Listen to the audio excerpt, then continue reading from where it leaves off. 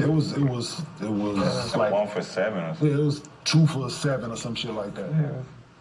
So it's 3.4 on this one, so I think it was like 7. So the Westbrook players went into a better deal this season. I think so. It depends on where. Like, he's staying in Denver. I think so. It was Where?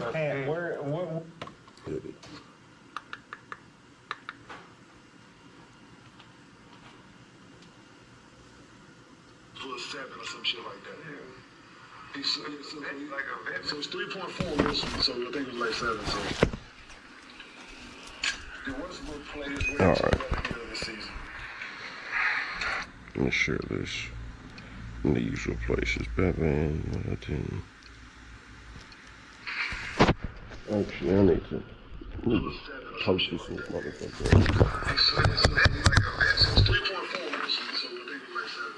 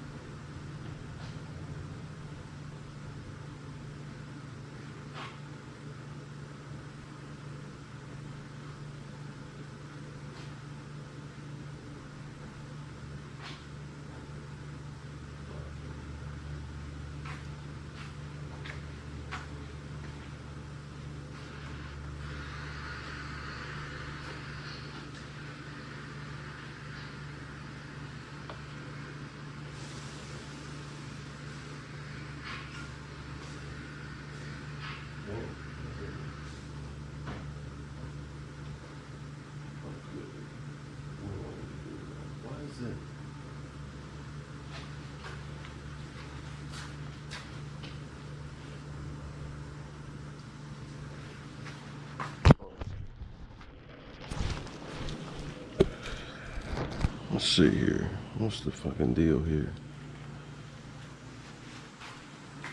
It's supposed to be beaming my whatever the hell's on the screen. Hold up.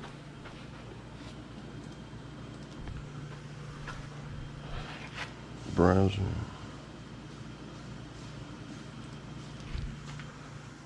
Is it stuck? I'm going to unplug this shit. Maybe, let's see. I'm trying to get what's on my laptop to play on my TV here. / cutting board. Let's see.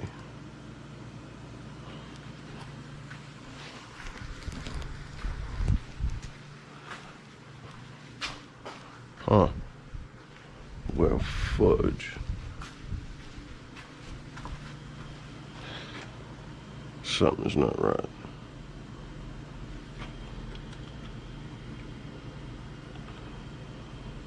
It's flashing.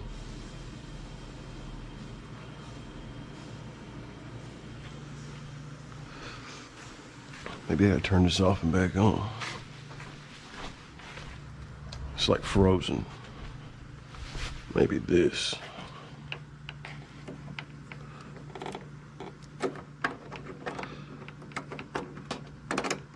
It's the first time it's done this shit.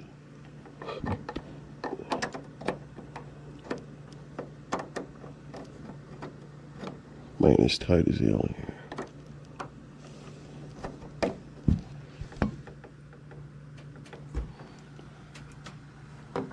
Still stuck on that damn screen. There.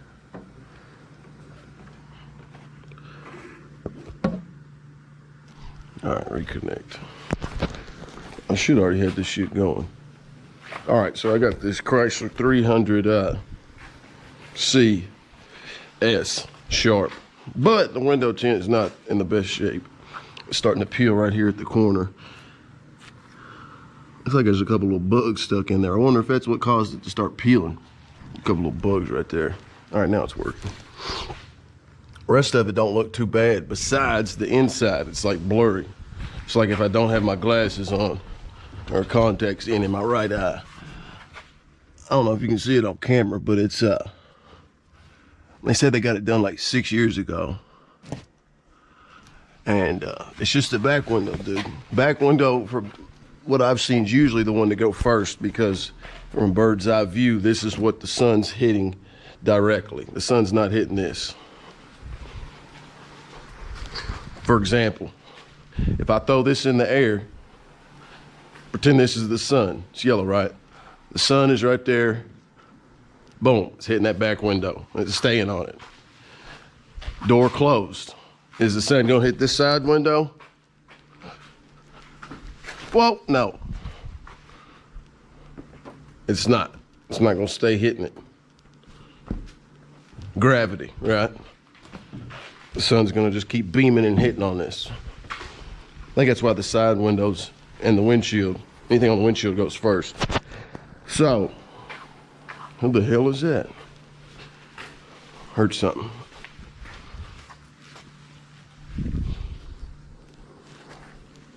I don't know what that is. All right. Yeah, this is a giveaway that I did. Only 2 people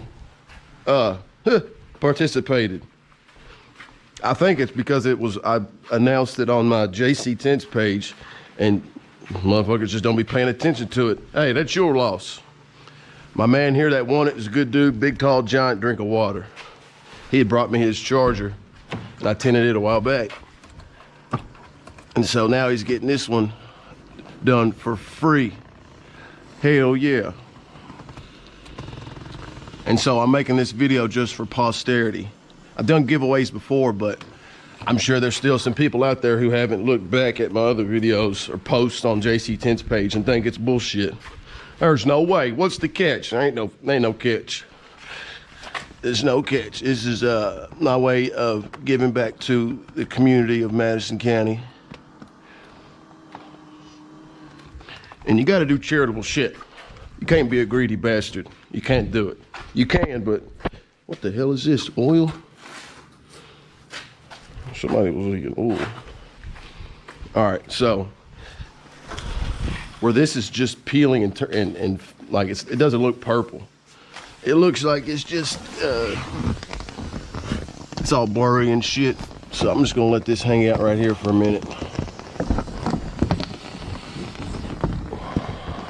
If I could prop this up right here, this is my little trick.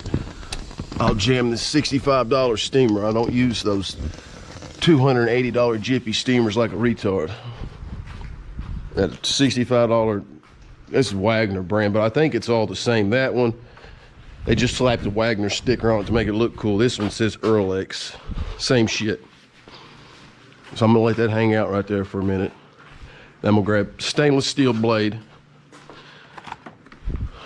Unger. This bastard, I think it was like 15 bucks or something. Maybe, I don't know. I could be lying to you, but it comes with, it has like a little guard on it. So you can not cut yourself. I sliced the shit out of my finger right there a few days ago. Actually, about a week ago. I was using this little bastard with carbon steel blades. But when you're removing tint and you make that initial first cut to splice it, I would rather not scratch the shit out of the glass. So I've got these and then some stainless steel blades somewhere. Great, I already lost the stainless steel blades. I don't know where the hell they are. Damn, I did lose them, didn't I? I'm not even bullshitting. That's crazy, dude. Wait a minute. No, that's not them. What the fuck? See, this is the second time it's happened. For this little fucking thing, a pack of like 4 blades is like 10 bucks. That's why I didn't buy them for so long. But then I was like, you know what? I'm gonna get some more blades. I bought them, now I've lost them. Ain't that a... Wait a minute. Let me think here. I just put a new blade in because I remember... Fuck. See, now I can't move past this point right now. I gotta find these damn blades. I don't even know what they look like. I got a little spot for my blades, but I don't see them. They might be in that bag. Man, it's getting hot. See, these are the stainless, carbon steel. Why did I not just put them right there, dude? This is where this is my just throw the shit in their little drawer and find it later. This is that random bullshit drawer. Man. Fuck. Where's that? Only other place they could be is here.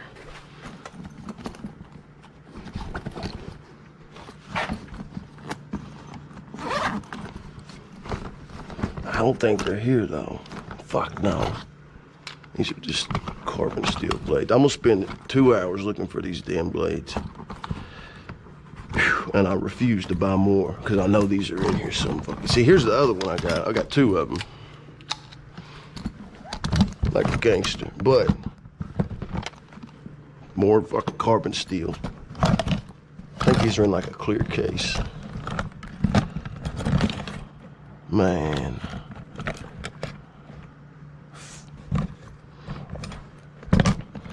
No way, dude. Fuck. There's no way. Second time.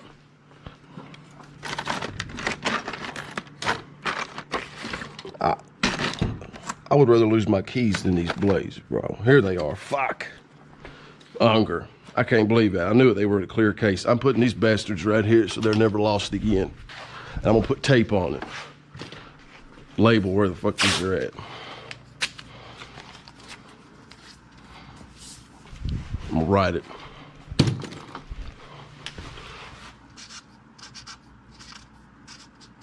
Unger blades.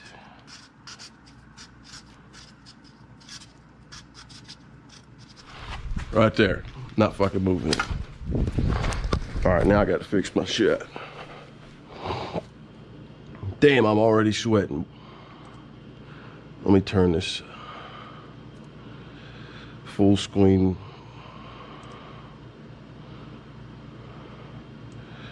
We'll maximize you. Hell yeah, the new JC Tints head. Oh shit. Man, I'm just fucking my whole life up right now.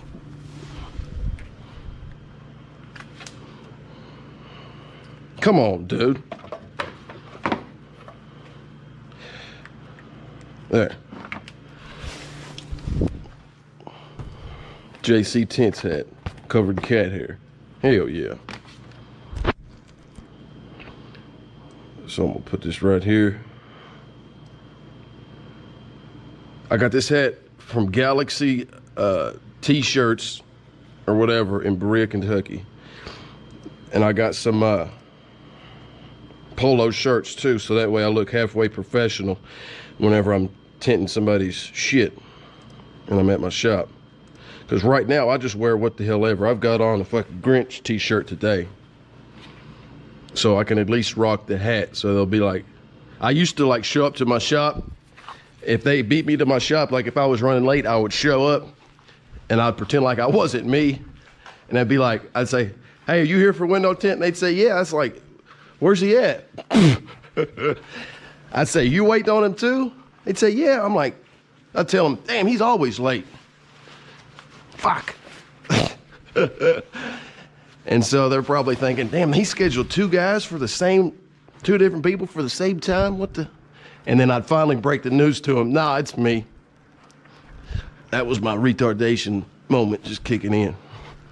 Yeah, I'd pretend like and I got away with it too because I had on a t-shirt that didn't say JC Tints or nothing on it.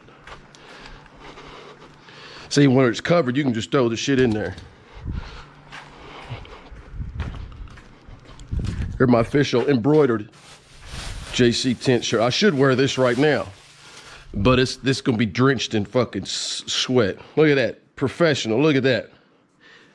Hell yeah. Stitched. Got 2 more of these. Sport Tech. It's got tech material in it. Fuck yeah. Sport Tech. One day at a time. I'm gonna be looking more professional, like a real fucking tit shop. All right. I don't want to fuck up their nice floor mats. If this car was dirtier than hell, I would just say fuck it. But I'm not gonna do them like that. So I'm gonna take this, what used to be a couch cover, right? Because I'm stepping in water. Water plus dirt equals mud. Whew. I'm gonna put their shit right here. Hell yeah. Fuck. I'm glad I started on this early, because if I start taking this shit off, well, yeah, actually, it's getting hot outside. It's like 90 degrees this afternoon. So I'm gonna get the hard part open. It's not really hard, it's just painful. Hard is like doing algebra, trigonometry. That's hard. It's just painful, that's it. Like doing, like jogging 10 miles, right?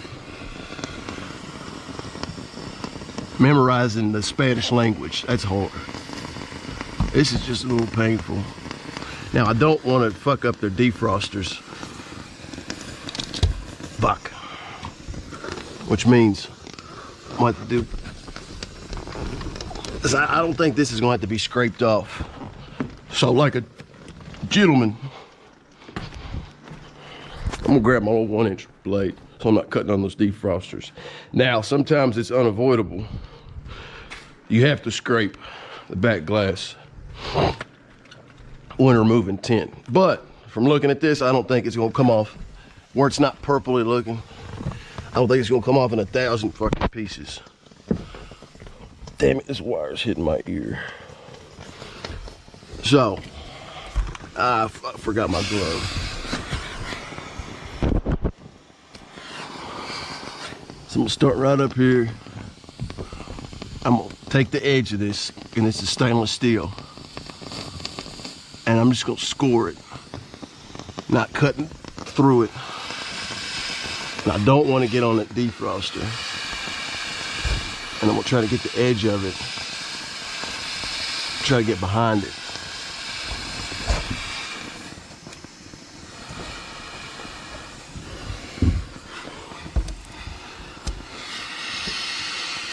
And just like I thought. Well, I lied, it is kind of purpley. Yeah. But it's coming off in one piece. Thank God. This is the best case scenario ever on removal. But you never know if it's gonna come off in one piece or not until you start fucking with it. That's the thing. You don't know. I've had glass that, or I've had back windows that are bubbled all to shit and it comes off just like this in one piece. I've had glass that's bubbled up all to shit and it comes off in 1,000,000 pieces. I've had back windows that are just kind of blurry like this, and you got to scrape the whole you got to take the whole rear deck out and everything, dude. So it just, the only way you'll know is by starting the removal process. Like once you get to about right here, you'll know whether or not you're gonna have to scrape this shit or not with this big 4-inch bastard.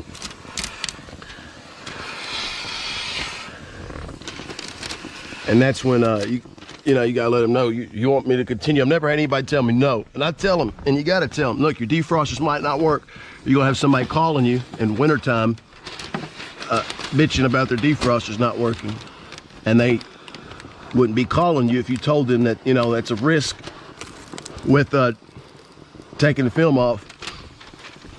And I was reading some and this is why it's good to do research, dude. I was reading on the Reddit subreddit for window tint, and I was looking at old and recent posts about people tinting.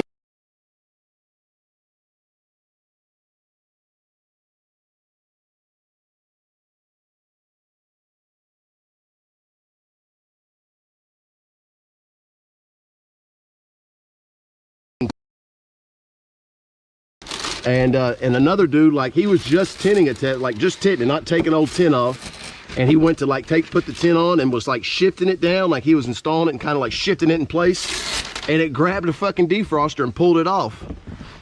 And the more I'm reading, the more I'm learning that these Tesla back windows, bro, like I don't know what that,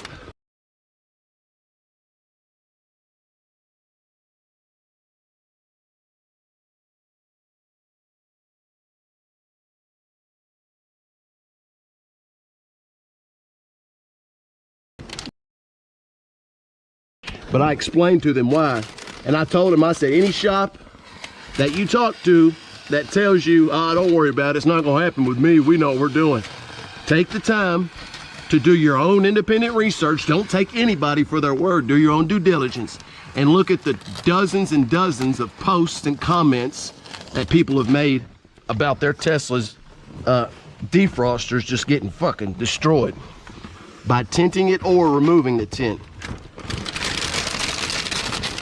And I guess one dude talked about how the shop was gonna cover it because whenever they, and this was a situation where they were removed, the tint was getting removed, and bro, like 70, probably like 80% of the defrosters were gone. And they said that the shop was gonna pay to have them a new back glass. And I'm like, for fucking what, dude? Like that should have been a risk going in. Like if the tint is baked on there, I'm not gonna knowingly, all right, well, I'm gonna start scraping it, I guess. If it, you know, fucks the defrost up, I guess I'll buy you a new back window. What's the point of that? That goes your profit. That back window, dude, on those Model 3s is like $2 grand almost. Well, I'm not touching it because it's gonna fuck the defrosters up. There's no way it won't. And even just simply tinting it, dude, just tinting it could fuck the defrosters up. Does it happen every time? No. Same thing with the Cybertrucks, dude. There's a shit ton of posts people have made about the fucking windshield. They're tinting the windshield on the Cybertrucks and they just pop and crack. You have the assholes in the comments, well, you put too much pressure on it or you shouldn't have been leaning on it. Okay. Shops that look like they, you know, they've got high-end cars, they know what the fuck they're doing, not some old rinkety-dink hole in the wall like I got, but like a big, nice high-end shop talking about that. So I'm not doing anything besides the windshield on the Tesla, bro. I'm not trying to pay $2 grand to have a new fucking rear window put in. Fuck that. I see, you know, I've done probably like, I don't know, 8, 9 over the course of 5 years. Not anymore, bro. I've got lucky. Let's say a hair gets trapped. Let's say, like, you know, it dries and there's a hair that you can't see that's trapped in between the glass and the film. You got to rip that off and redo it. You have to. Now, if it's, you know, just recently done on a normal car, not a Tesla, a non-Tesla, you know, it should come off easily. These defrosters are like, I don't know, they're like made in the window. Teslas, apparently they're not. Like, I don't know, they're like taped on there. They're just glued. I'm not fucking touching them. I spent like an hour doing that research. So I'm just pushing this down with the fucking hose. See that? And you can't do this with that Jiffy, bro. You can, but you might scratch the fucking window or you might smack it, crack it. Where this is plastic. I cannot wrap my mind around idiots out there that are spending like almost 300 bucks on a fucking steamer, dude, with a metal tip. Just because they see everybody else with a Jiffy, they don't take the time to use 2 fucking brain cells to think, well, that's metal, and I wonder if they got a plastic one. Like, some people don't even use a metal blade to clean the glass. Some people just use those plastic razor blades. That's just fucking mind-blowing to me, dude. This fucking hose is like 14 feet long. It's way safer. All right, that's off. Next. Let's see, where the hell? Where's my fuck? There it is. All right, it's all downhill from here, bud. Somebody say something. Use a pick tool on the edge, bro. You talking about one of these? Hey, that's not a bad idea. Mr. Just in case, one of these, that's not a bad idea. I like that. But see, I don't know if this is stainless steel. It probably is. But I'd be more afraid of this scratching it than a really sharp stainless steel blade. But that is a good idea to get. Actually, what you could do to be extra fucking safe is just use a plastic razor blade, actually. One of these bastards. You know what I'm saying? That would be 100% way just to get behind it. I've got a bunch of these out there just collect dust. I didn't think about that. You know, because all you're doing, well, see, I like to score it, right? I like to score it. So that way you could start on one side and then the other. So that's why I like to use the stainless steel. And then while I've already got it in my hand, I like to just go ahead and, you know, keep it fucking pushing. But most of the time, I do have to scrape the rear glass, bro. Like, this is like a 1 in 10, like a 10% situation where I don't have to scrape the fucking tint off. See how I score it? Like, I make that initial score because, bro, this is completely at the edge here. Good luck taking a pick and getting behind this right here. And this right here, I guess you could, right? But it's like, I score it. And then I feel this edge that you can see if I wipe it off, see? So now it's scored. You can hear it hit my fucking dirty ass fingernail. Wait, can you see it? Yeah. See, I'm glad I got that TV there. I can see the fucking angle now. So I feel the edge, like feel the edge, and I push. And once it gets started, I remove the fucking blade. And all this tint should come off without leaving any glue behind. Should. Just by the way that it, I don't know, dude. I've seen some tint that leaves no glue behind, which is a good thing. And I've seen tint that leaves a shit ton of glue behind, but they said they got this tinted like 6 years ago, bro. I think that black, like I practiced with rock rose film sometimes, and that shit, I don't know, like I put it on, took it off, it didn't leave any glue behind it. When I'm practicing with it, like I'll install it and take it right off, I feel the back of it, and it's not even really sticky, dude. It almost feels like static cling film. I don't know. I like film that actually has glue on it. Don't like taking the shit off. Only good thing is, film like that, it's a lot easier to remove. Oh, that's a nice edge.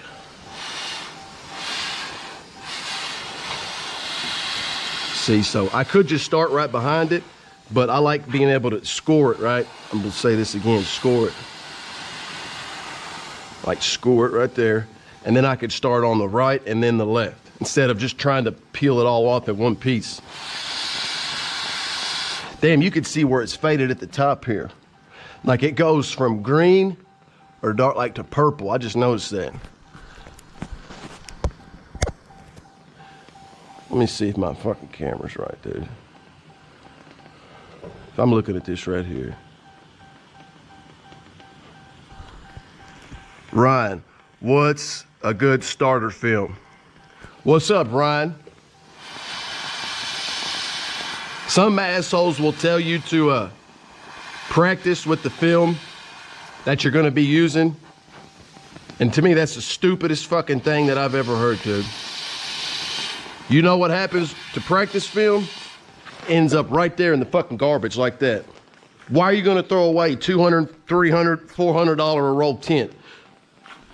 What do you do when you practice tint in the back window? You shrink it, right? You install it, and then what do? You rip it off, and you walk right over here with your practice film, because you gotta practice. That's how you get better at this shit, is you do it. You cut it out, you put it on, you fucking shrink it, cut it out, install it, then you rip it off, and it goes right here in fucking trash. So, I have no clue why someone would want to spend a shit ton of money on film that you're going to just throw away. I would use cheap film, because if you can dodge a wrench, you can dodge a ball. That's my philosophy.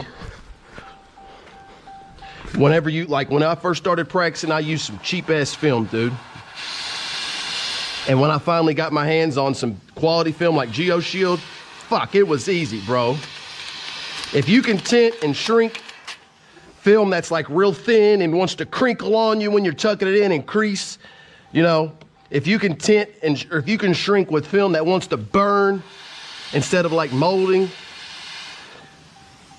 Then by the time you get some actual film that's good, dude, it'll be so much easier than if you just had started practicing on that in the get-go. Your training needs to be hard, bro. In my opinion, it needs to be rough.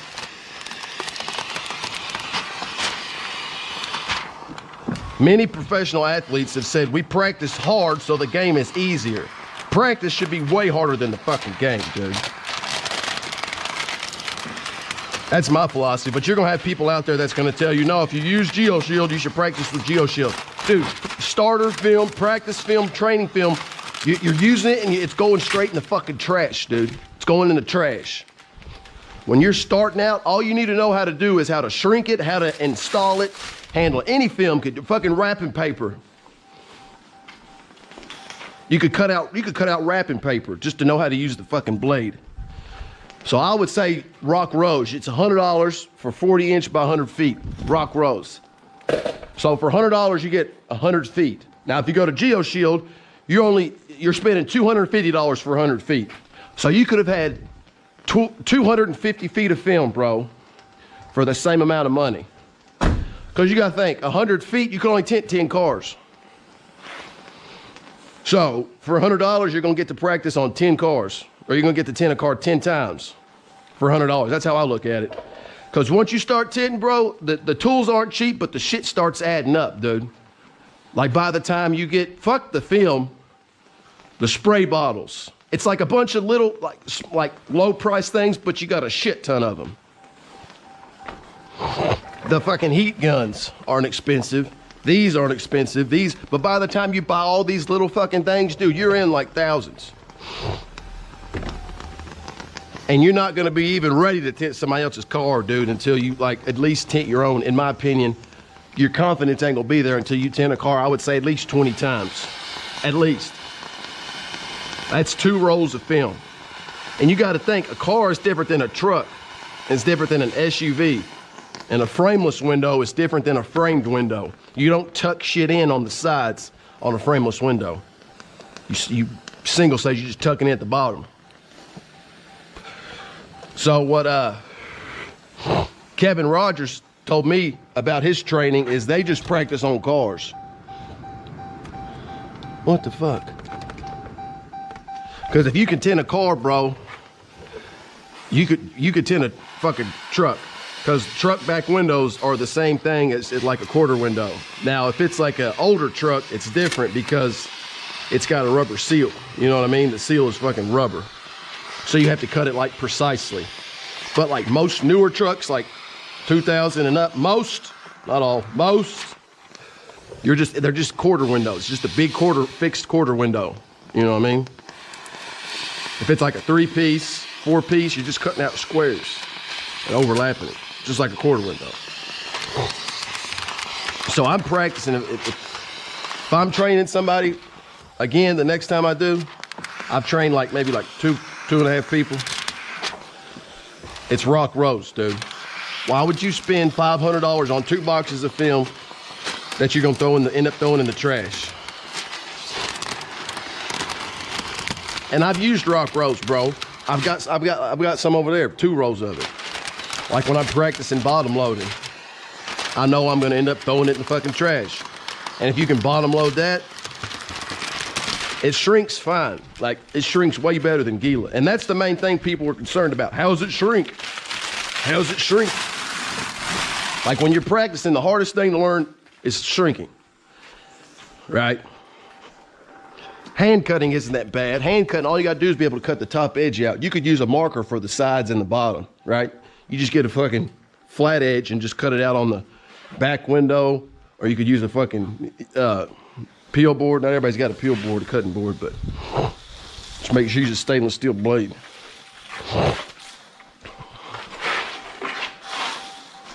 Yeah, starter film, rock rose. It's cheap, it's only 100 bucks for a roll. So you're able to tint 10 cars for only $100. It's cheap, you're saving money. But I would say, like, you get your fundamentals down, like shrinking, how to handle the film. And rock rose is actually not really thin. It's like thick. It's like thicker. Like there's some film that's like one ply or 1 mil. and it's like it wants to crease super easily. And Rock Rose isn't really that rubbery. It's a little rubbery. What do I mean rubbery? Rubbery film is like rigidity. Like when you're trying to tuck it, it doesn't want to move. It's not flexible. It's like real fucking, it's like it's flexing all the time. It wants to crease easy. When you're squeegeeing it, if there's fingers like with water behind it and you're trying to squeegee it, it doesn't want to move with the fucking squeegee. It wants to just crease. So I've got like, if you're gonna listen to somebody, listen to me, bro, about different types of film. I've got like 8 brands of fucking film here. Reno, 10X, White Boxes, Precision Window Films. There's fucking High Tech. What else? Chinese film right there. Chinese 3M. What else? There's some Scorpion over there. I've got 6 different types of film. Geo Shield. There's some Geo Shield back there somewhere. So 7 different types of film here. I've got all kinds of videos comparing the different brands of film. I'm sure there's assholes out there who have used more films than me. Cool, congratulations. Stick a fucking hot dog in your mouth. Show me how cool you really are. That's how I feel about it. All right, so I'm right behind it.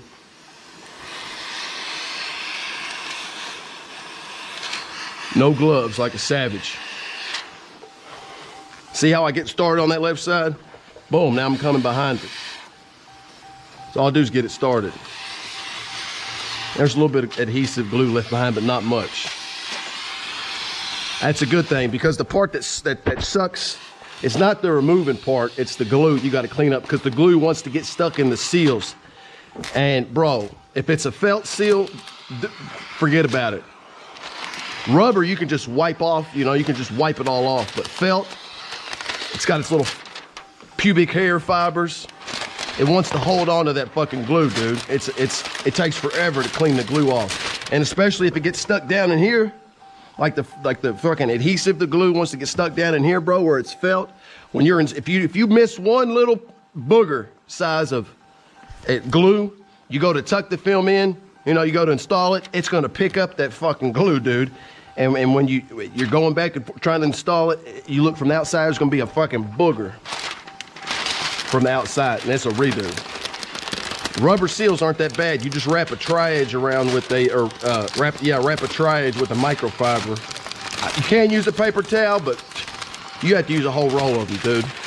Plus you're killing trees like an asshole. Paper towels, and they got the little fibers, and I don't care if you got them little blue ones too, dude. They still use these fibers. There's a hole right there. Now this windshield's tinted, but we're gonna leave it. I think it's like, looks like 50%. Can't measure it because the tint meter slides in between the glass, but it looks to be like 50.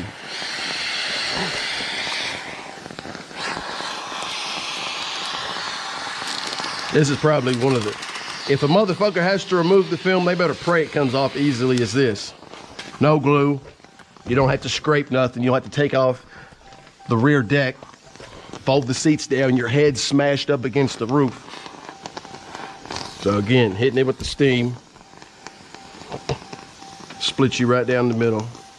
Well, not really in the middle, the center, just somewhere over here. Start on this side, now I'm pushing. Once you get it started, you can grab it with your finger. I just go with it. Now most removals, it's not gonna come off this easy. Most of them are not. I just got blessed by God. And this has no glue. Typically after this, you soak it and spray it in ATR or ammonia or ammonia-based degreasers, or I like to use LA's Totally Awesome. Shout out to Matt Blackmer, 313 Tint. He's the one that put that shit on the map.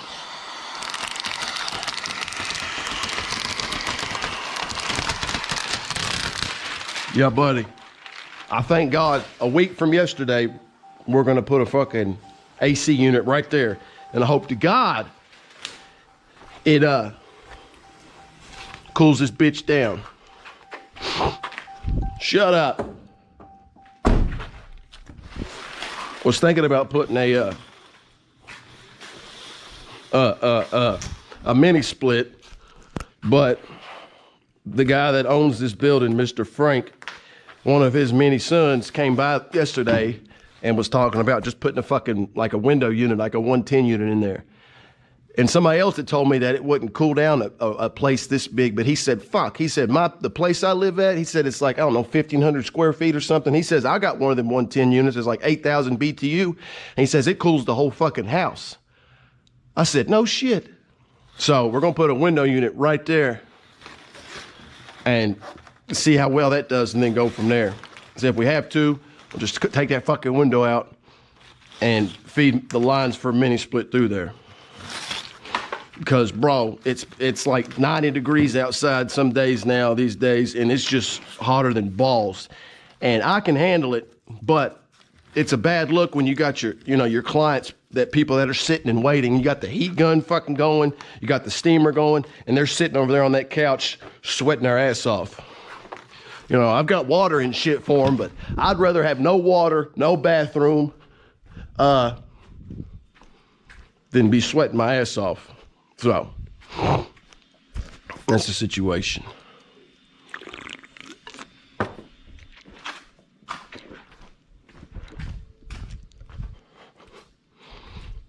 Let's see what this windshield looks like.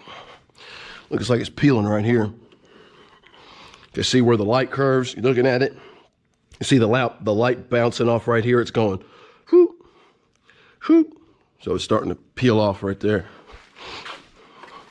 And there's probably no sticking it back on there because the adhesive probably's got dirt on it. So the only fix for this would be just to cut around it. It was peeling right here too. You could tell where it's curling off the glass just by looking at it, and the like the light bounces off because it's at a different angle. It's not bad though, and it might just stay like that for a long time. I would leave it.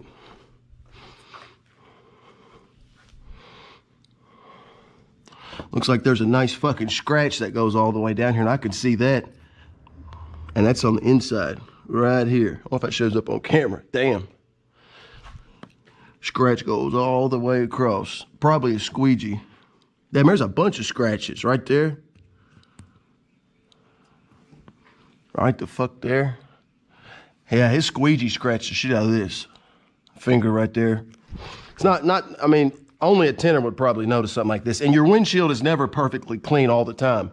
Damn, there's a bunch of dirt right here, dude. What was this? This guy must have not did the best job cleaning. I wonder if Exact Tinting did this shit. I've seen a few windshields that dude's done. He knows how to tint, but he likes to leave a little bit of dirt and blame it on the car. I need to keep my fucking mouth shut. Like a few little specks is okay, dude, but the last place you want some little specks is right in the fucking driver's side view, dude. What I usually do is right before I'm about to install it, I squeegee it again. I squeegee all that shit down and then spray it. In case by the time I'm rolling it up on the side here and walking over here, God knows if I've had a bug, dude. Right, like I prepped the window, shrunk, did all this shit. There's something right there, dude, here. As soon as I was about to install it, like I was unrolling, as soon as I was about to, a bug flew and landed on the glass. Like at the last split second. I didn't see it. But as soon as I stuck the film on there and started squeegeeing it, I saw just smushed fucking bug guts. And at that moment, I realized I was fucked. There's no cleaning that off. You can get a hair out, but smeared bug guts, like a little flip set, game over. Where the fuck is the year? 2018. Any tips on lining up the film on the side windows? What do you mean, Ryan? What do you mean lining up the film on the side window? You mean at the top? Yeah, use a shit ton of soap. Because I used to make windshields at PGW in Berea, Kentucky, called Pittsburgh Glass Works. I worked there 3 different times. It's actually where I stole these fucking heat gloves from, because they put the hot glass in like a, you gotta lift up like hot shit. That's where I stole these bastards from. But anyways, so yeah, lining it up. I'll show you if you're still on this stream when I install it. I'll show you, because as soon as so you've already prepped the glass, you've already cleaned it, and you got your pattern. I put my pattern on the outside of the window. Why? Because you don't have to travel as far. And if you clean it, you'll be fine. The Godfather, Matt Blackmer, 313 Tint stuff, Tint Studio. He does it. So, and there's glue right here. But as soon as you place the, whether you bottom load it or top load it, that timer starts, bro. That timer fucking starts. As soon as that glass hits it. Now, if you don't have that much soap in your solution, you got like 5 seconds to move it around before it starts to stick like Velcro. And you try to shift it over, it's gonna, and it's gonna smear the fucking glue, and it's gonna cause dry marks. And when it starts, that actually happened to me yesterday. When it's real fucking hot outside now, I've been using 3 squirts of soap in my solution. Now I use 5. Because as soon as I laid the tint on the glass and I was shifting it left and right, trying to get it in place, and when I just needed to shift it over like a cock hair, dude. Like it wouldn't move, and I'm like, what the fuck? And if it don't move, it ain't gonna move. Only way to move, like it's stuck. It could be stuck in one little bitty ass spot. One little spot, like a teardrop. But that will keep the whole thing from moving. It might move over here, but then I have a big ass finger.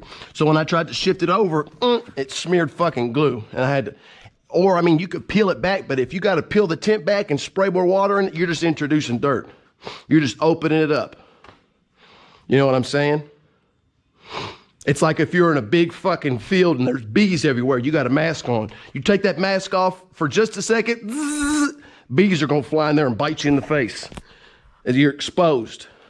So I do not like it. So just use a shit ton of soap. I would rather have to get the heat gun and heat it from like right here, heat it to get it to stick and have, you know, more time to move it around than it stick prematurely on me. Right? Shout out to Rick Tallman. He uses a fuck ton of soap. Like he could slide his shit around all day.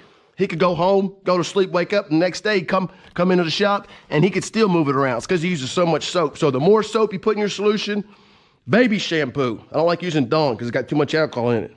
That's what Jay Burr told me. And I looked at the back of the ingredients. And yep, alcohol. The more soap buys you more time.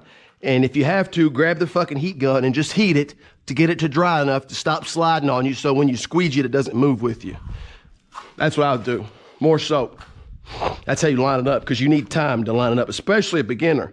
Like if you just like a normal soap solution, like 3 squirts, I can line it up in about 4 or 5 seconds. But a new person, it might take you like 10, 15, maybe 20 seconds to get it where it needs to be. So the more time you got, the better.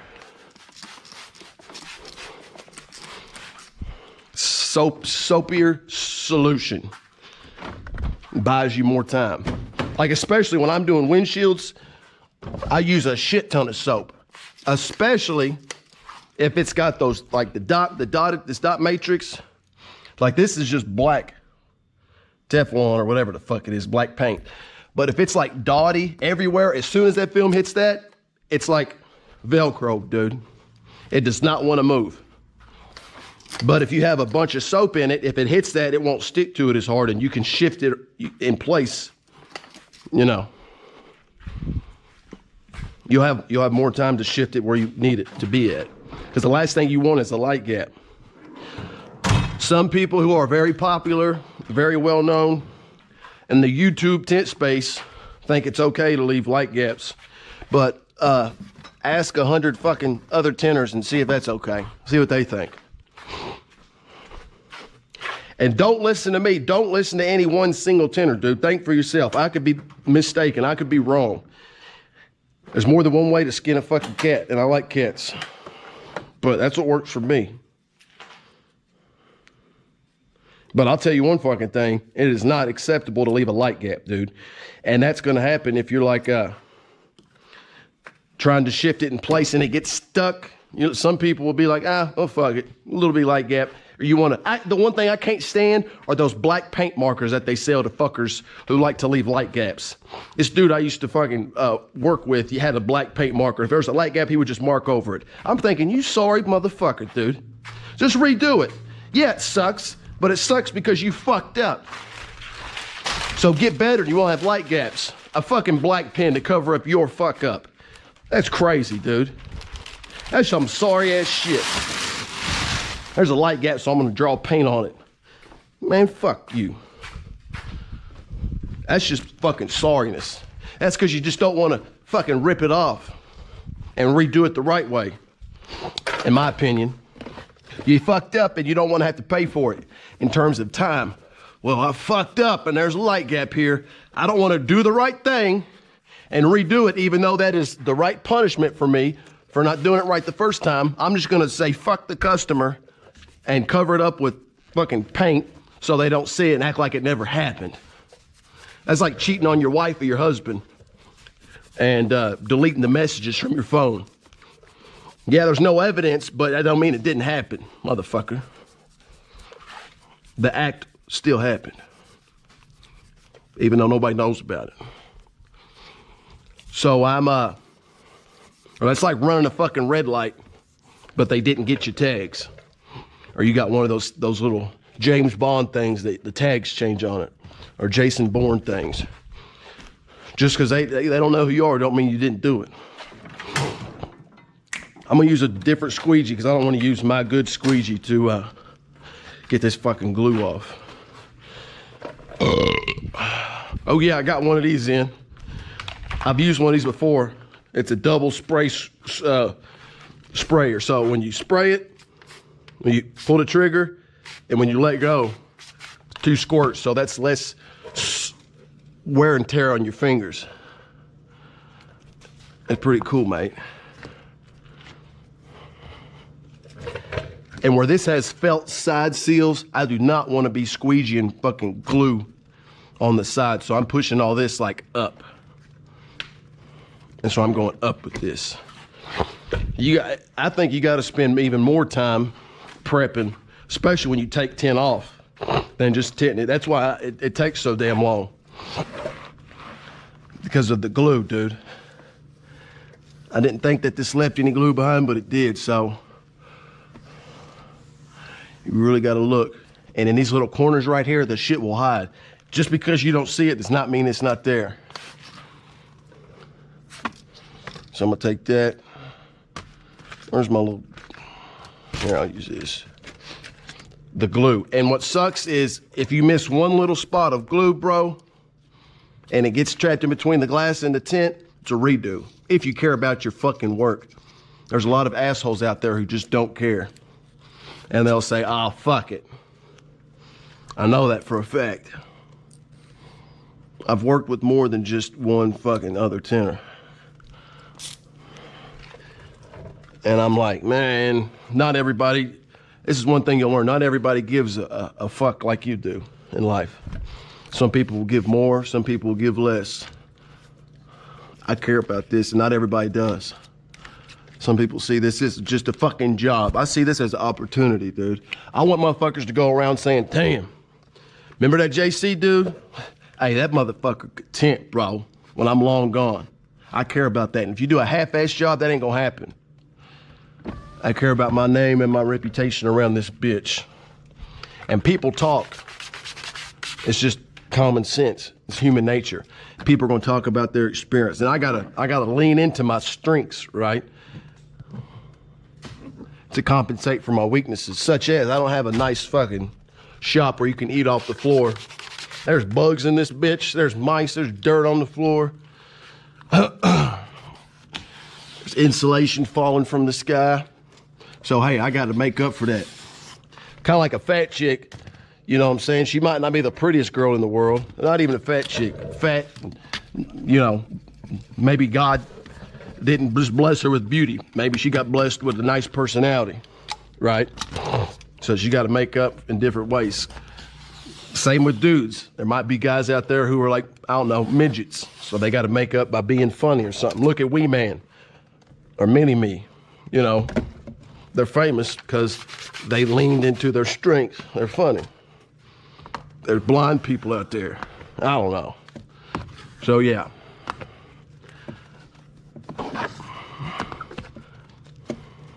And one thing that you do have control over is your fucking attitude, your mindset. So I'm making a conscious choice to spend more time looking at what the fuck I'm doing so it looks good. Because it's a nice feeling when people are like, man, like it's good to be proud of your shit, dude. And everybody knows everybody's business, dude. I know about other tint shops around here. I know about other people around here. Other people know about me, vice versa. Everybody knows everybody's business. Everybody talks, everybody gossips. Somebody says they don't gossip, I'll run the fuck away from them because they're lying.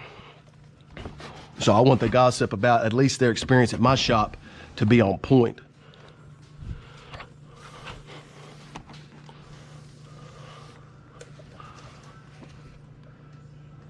This one's good, ready to tint. I would tape off these seals, but where they're already wet, I'm not going to. Plus, I saw this one dude on YouTube talk about you can tape the seals, but with the right technique, you don't have to worry about trash getting in there. And so I'm thinking, well, fuck. I want to be that good to where I don't have to tape off the seals. Like, I want to be, that was a nice flex right there. And he knows on the inside, he don't need nobody to tell him, I'm sure. But that's cool. But knowing deep in your heart, like, man, like, there's nothing wrong with taping the seals. It's like training wheels. There's nothing wrong if you see a grown-ass man riding a bicycle with training wheels. He just never figured it out. But it's cool knowing that you don't have to take all those extra steps and you still get a damn good job, right? Like you don't need a handicap, so to speak. I think that's one of the reasons why I don't like taking shit apart. Like a lot of people take the fucking door panel off, take the transmission out, remove the engine just to tint the fucking windows. And I'm like, man, number one, that's risky, dude. You're just opening yourself up to the chance of breaking somebody's shit. And that takes too long. And it's like, is there a way around that? Do you really got to do that? If I saw somebody taking my shit apart, I'm thinking in my head, man, I hope nothing breaks, dude. Don't worry, it won't. There's always a chance, dude. Like there's a 0% chance I will ever die from a skydiving accident. You wanna know why? Because I'm never going to fucking skydive. So there's 0% chance it's gonna happen. If you take the fucking door apart, there is a chance you're gonna break some shit. I don't care how good you are, accidents happen. Another reason why I'm not doing Tesla back windows. Whether, you know, you got bad luck that day or an accident happened, I don't want to have to look somebody in the eye and say, well, I'm buying you a new back window. That sucks. I don't know if they have to report that on the Carfax history report or whatever, but I'm sure just that whole process sucks. The only person that's winning in that situation is the glass shop guy. Glass repair people, they profit on other people's fuck ups. You know, good for them, but I don't want to be having to put any money in their bank account from my mistake. Let somebody else do that. So I like to minimize the chance of bad shit happening.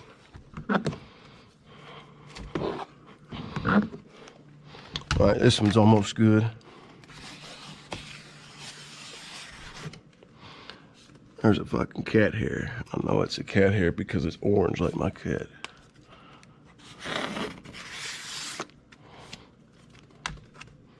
There's a hair right there. And I always feel like in every window, every situation I'm in, there's always something that I'm gonna miss.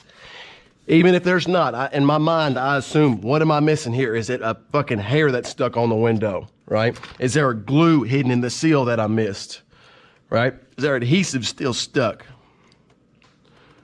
There's something. Is there tape from where there was a for sale sign on it? I feel like there's always something on every window. There's always a situation. And am I gonna catch it or not? There might not be, but if I think in my head that there is one, I'm looking for it. I hope that there isn't, but I'm gonna assume that there is. Kind of like plan for the worst, hope for the best. So if I assume that, yep, this window's got a little something that I normally wouldn't see, you can't lose. That's the way I look at it. So I'm like, when I look at this one, this quarter window, okay, I'm like, all right, what am I missing? Like a detective, there's something missing here. There's something extra here that shouldn't be here. Like a little fiber or bug guts. Or like a dirt speck. Is this fucking, What's up with this edge, dude? Did this fall on the ground? One of these edges are fucked.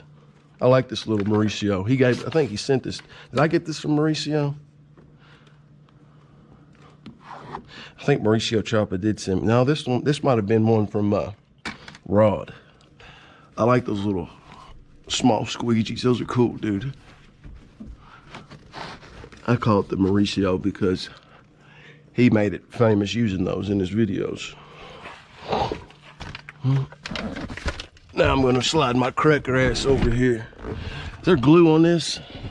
Yes. So I'm gonna scrub this. I'm not gonna use a razor blade if I don't have to. Fuck it, I'm just gonna, I was just gonna spot scrub these, but I'm gonna just scrub the whole fucking thing. But first, wait, is that glue at the very bottom? Damn it. Fuck yeah. I was hoping no glue was left behind, but hey, at least I don't have to scrape. Glue will come off without the need of a knife. Just let me scrape the whole fucking thing. Or spray. The longer this shit sits on here, this LA is totally awesome. The longer it sits on there, the better it eats the glue off. I should have just... What the fuck is that? Fuck! Still tint stuck on it, but it's okay. The steamer is offline right now. But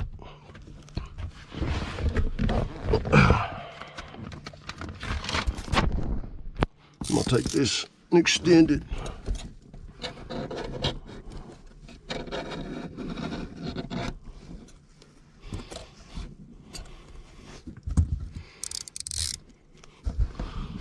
See, this is the situation for this back window.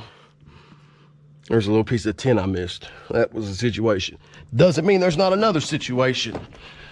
But anytime I find something that I thought wasn't there, I'm like, yes. There's always something.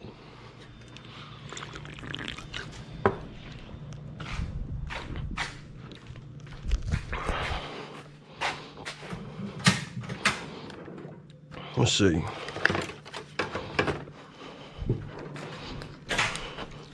Shit.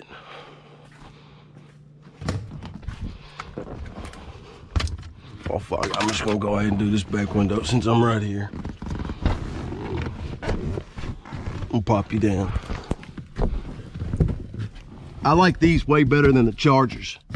Hold up, does this have that seal in the way? Yeah, so need to pop these.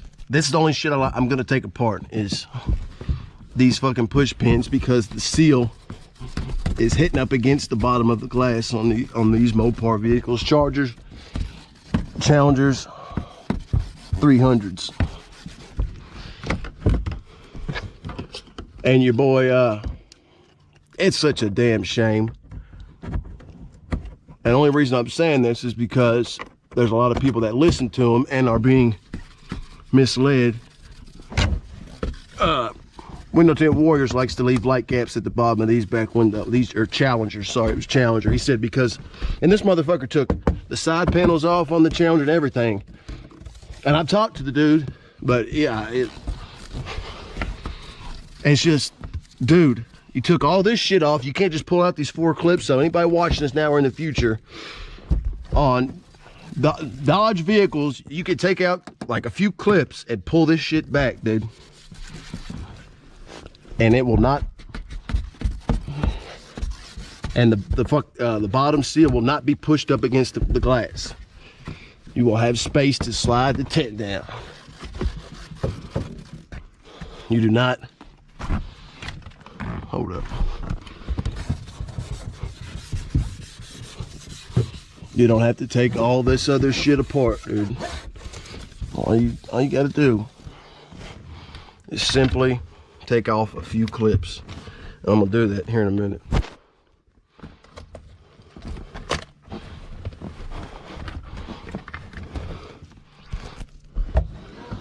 But yeah, that was shocking to me because that dude knows a lot of shit. And that's like a beginner thing. I'm like, what, dude? When I saw that, I thought he was joking, bro. Like, I still consider the dude an expert. But it's like, how the fuck do you not know that? That's like a guy that knows how to replace an engine, knows how to tune it, but he don't know how to change the fucking tires or change the brakes. A guy that knows how to build racing engines, but don't know how to change the fucking brakes. That's crazy. And unwilling to fucking accept it or admit that. But anyway, let's see here. Looking at the glass, looking for a spot that I may have missed. There's one right there. I'm gonna assume that I did not get all the glue off. And the thing about the glue is if you miss it, it's gonna show up on the outside. It's gonna stick out like a sore fucking thumb.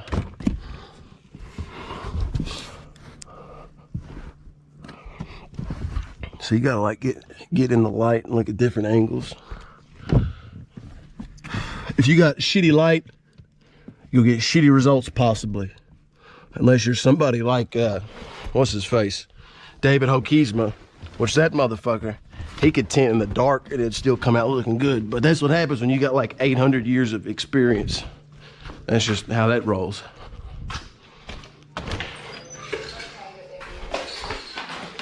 Trash.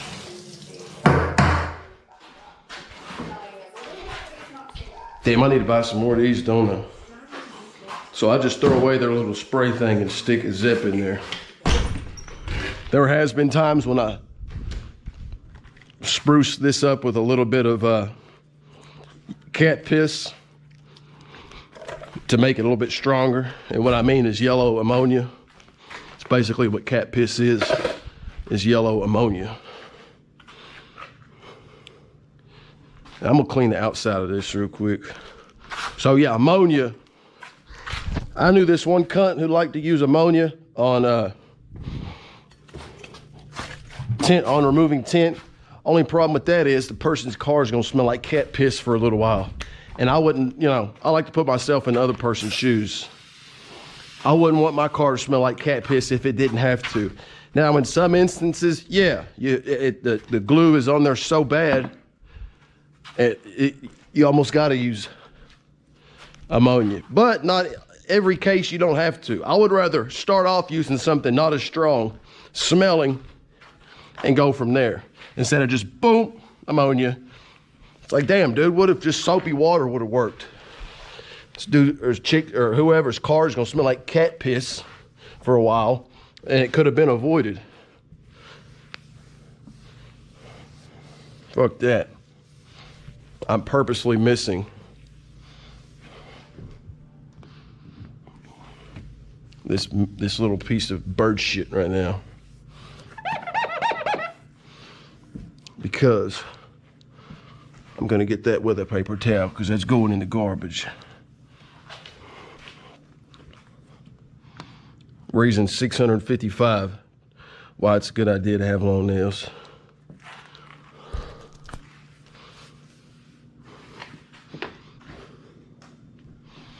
All right. Just got 3 more little small windows and then boop. Be ready to put the tints on here. The tints. The tints.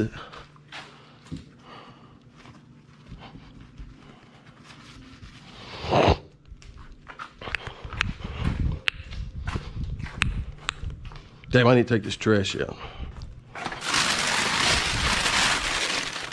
Mother. When it starts falling out when you put shit in, that's a good sign.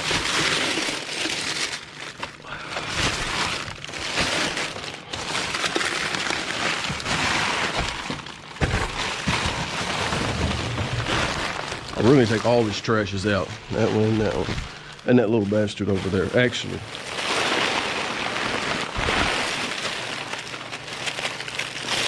we'll do that later.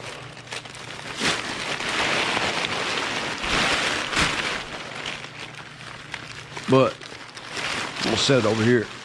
Oh, what the fuck was that? Oh, I thought something spilled on me. Something's poking out.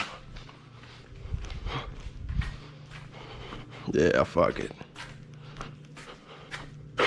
Hey, I was looking for this. I'm gonna need this too.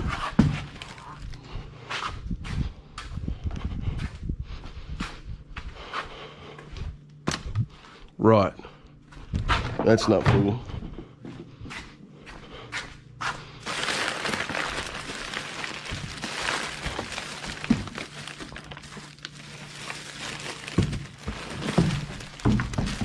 All right.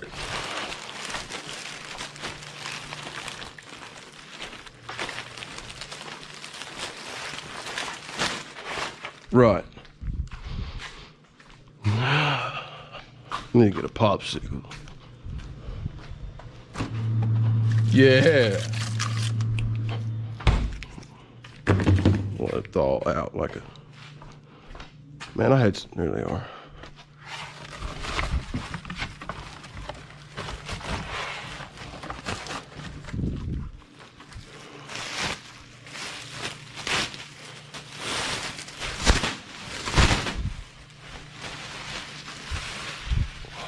Back.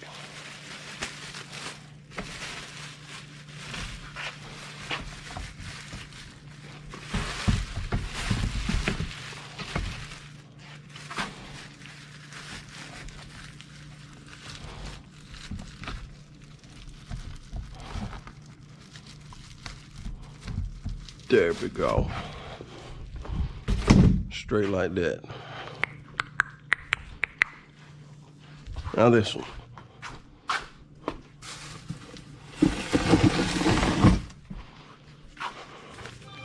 Who's that?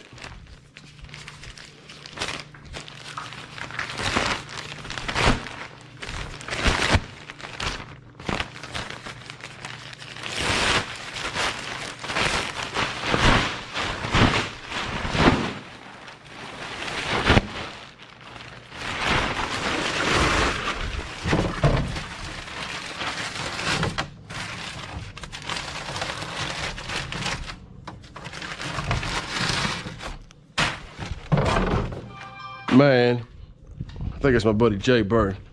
What's cracking? I bet it is. Send him a message. Whoa.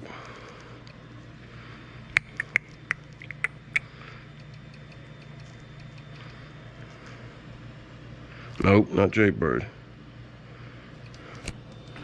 All right.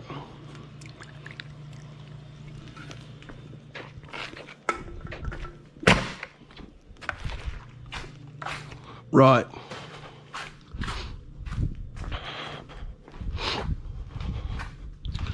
Let's get on with it. Damn it.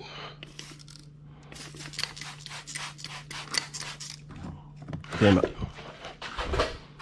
Double. Damn it. Where's the button? All right, roll down.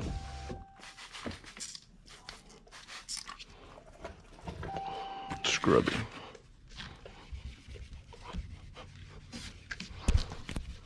I don't think this really has any adhesive left on it, but I'm gonna get it scrubbed up with this. LA's totally awesome anyway.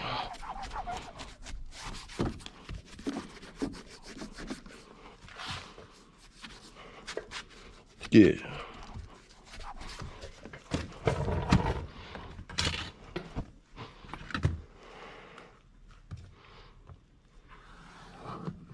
Go straight down with it.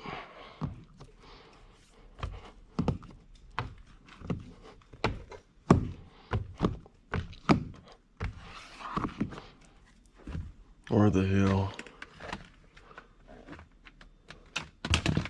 There we go. Little fuzz right there. That would be big and it gets stuck in between the glass and the film. Damn, these felt. Yeah, a little situation right there. The scrubber missed. Don't get the razor blade. That would have showed blue on the outside. This almost invisible little adhesive smudge smear. It might have came off with this when I sprayed the soapy water on it, but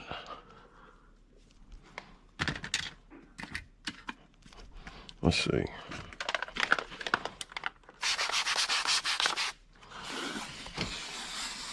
Down and over.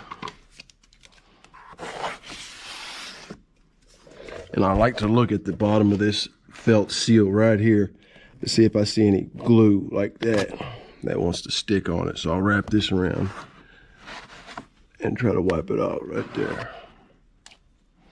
All right, I don't see any more.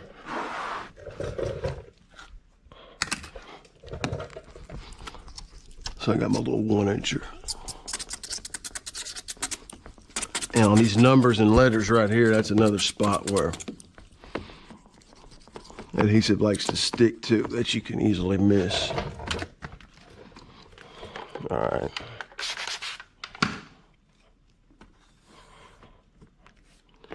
Right there. Boom, shakalaka.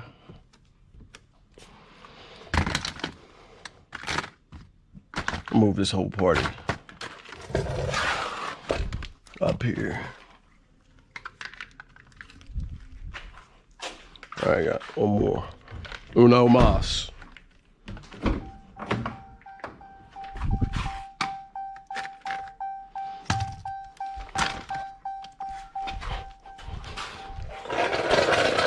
Before I get started on this,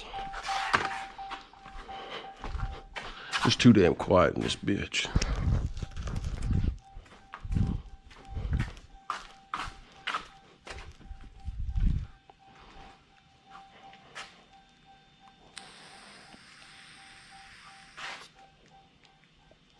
Steven ain't go too far about his comments about Memphis. Huh.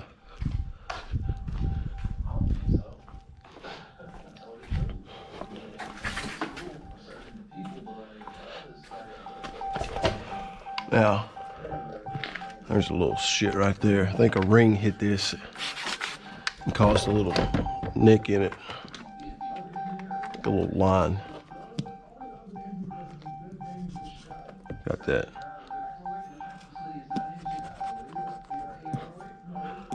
A little shit right there. All right, fuck it, I'm just gonna spray the whole thing.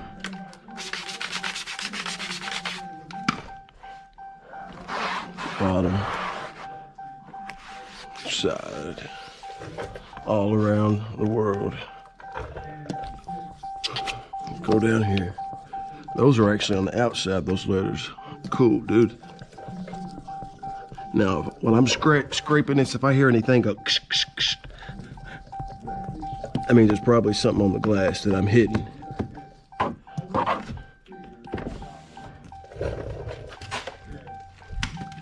don't think I'm gonna need this.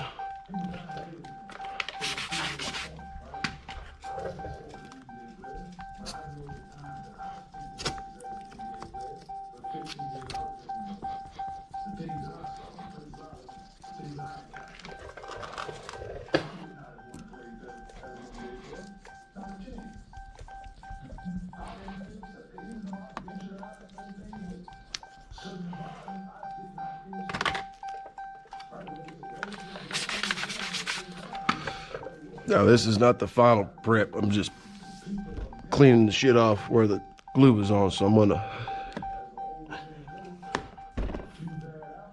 prep it like normal. Of course, before I put the tint on it.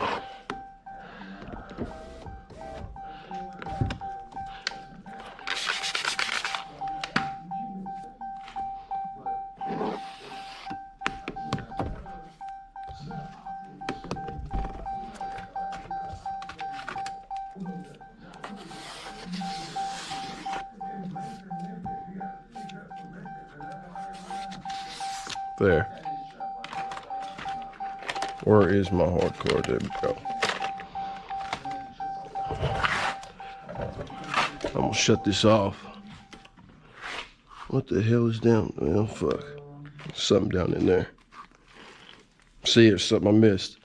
There's a little situation. It's not on the glass, it's in the seal, but shit that's in between the seal and the seal could easily get in the bottom of the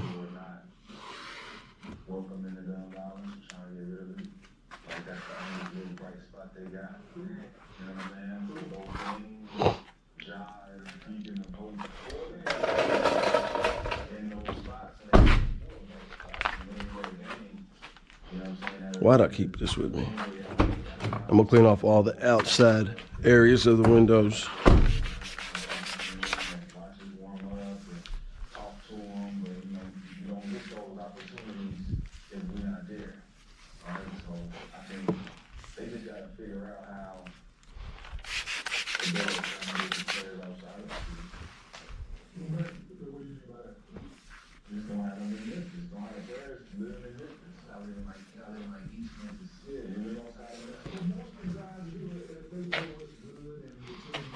There's some glue right at the top of here I missed. I just seen that. It's like white. Oh, it just stuck out like a sore thumb. It's black, black, black, and then white right there. And when you tint over white glue with black tint, it's gonna look blue from the outside. Shit.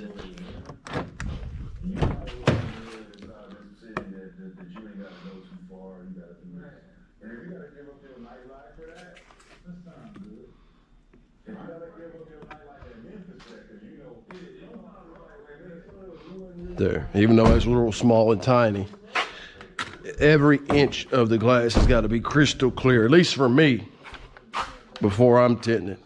I already cleaned this because I don't want it to look like shit.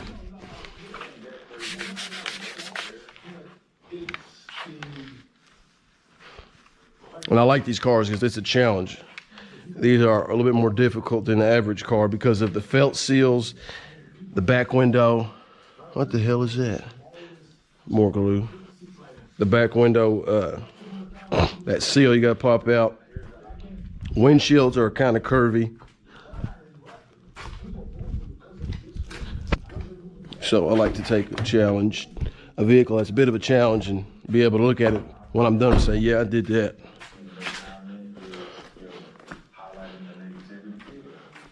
Which is making Jimmy go around these other guys can, look at the situation other than what's the bright spots of the situation. That's what y'all talking about.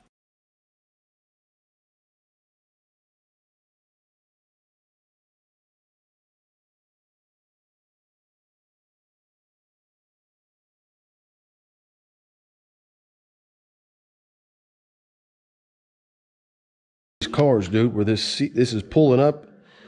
There's like the door panel, and this is only a 20, I think, was this 18? I think it's 18. So it's not really saying 10 years old.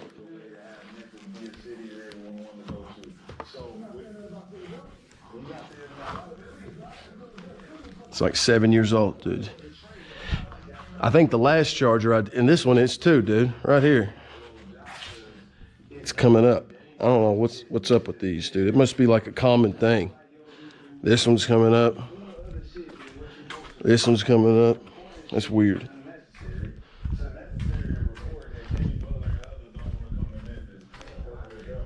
That one's starting to come up.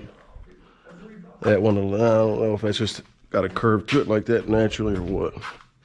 All right, this rag is too wet.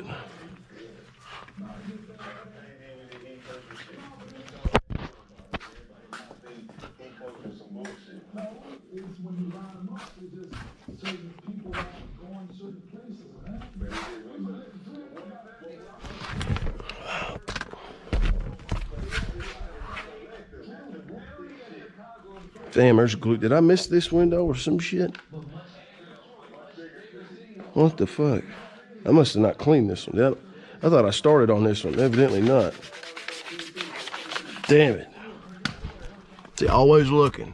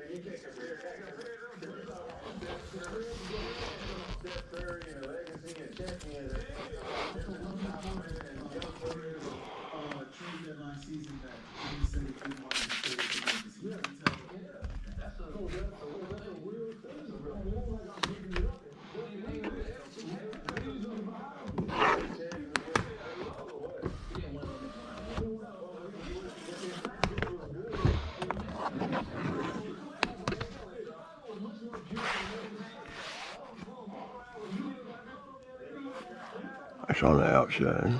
Okay.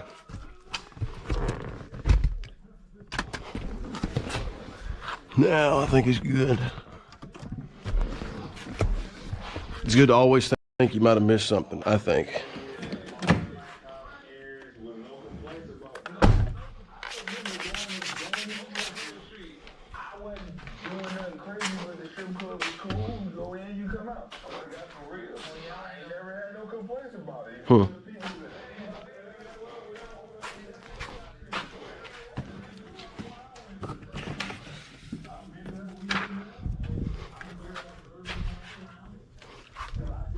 What's that Negro talking about?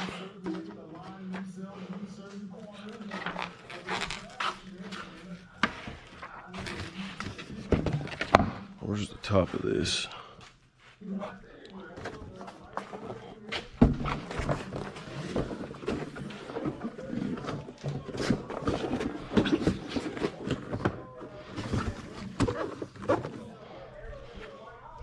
I need to do something with this damn TV.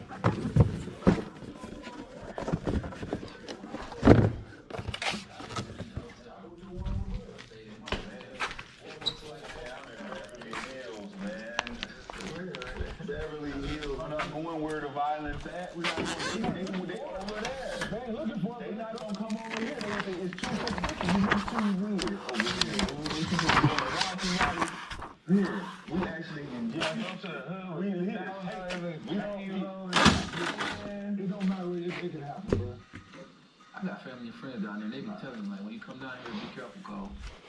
Like, be careful, bro. That's all they say, be careful. But think about that conversation. Like, if you one that's trying to get active and trying to move around, yeah, that's a be careful comment. Hey, look, be careful, bro. Nah, I ain't on shit. I'm about to go get some food. That's the same thing I was like, I ain't on nothing. I might go to the mall and then walk up. When I'm out, I'm out. I'm missing that part. You don't have to be on it. Sometimes they out lurking. Yeah. That's everywhere, bro. That's in the world. Everywhere. That's in the world, period. Outside Like right you now, step one foot out Memphis, you step 1 foot out, go to LA. I already know it. I don't be lurking out there either. There you go. There you go. Yeah, there you go. That's What's such up? man. Oh, yeah. That's such over here. Yeah. That's anywhere. That's anywhere. So we asked the poll, does Stephen A. go too far? Oh, we did the poll. 56% say no. 44% says yes. You've been being in closer proximity is worse, bro. You know that. Yeah, absolutely. Man, you can live in LA is a huge place. You can get around. You know, when you in a fishbowl, you ain't know where to go. It's just a little different. There's more hits out here than Memphis. I doubt it. And it's bigger. LA's huge, bro. I doubt it. Cause LA a big ass place, bro. LA County is huge, bro. You know that. Like, man, y'all. People down there. Well, it's different.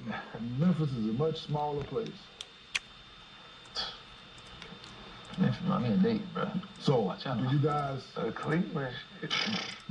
like Ja publicly responding to the negative comments about Memphis? Ja. I respect it. You're the leader. Gotta speak now. Or forever hold your peace. Young fella, Bane is gone. Now you're all alone. It's cool. I think he ain't had to say nothing because the stuff he said after the fact, you just talk more about the finals. That's all everybody talking about the finals. So it's like, if you want to take up for him, at least be accurate what you're talking about because everybody talking about the finals. Roll with y'all. Of course you are.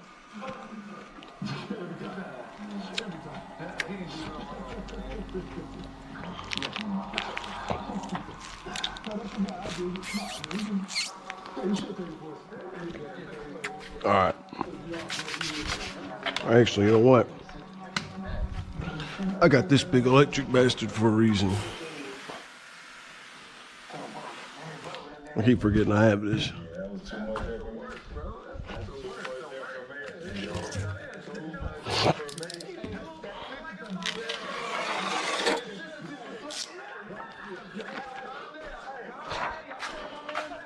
Still using the glass aid in place of the Teflon cutting strip that comes with the Titan 2.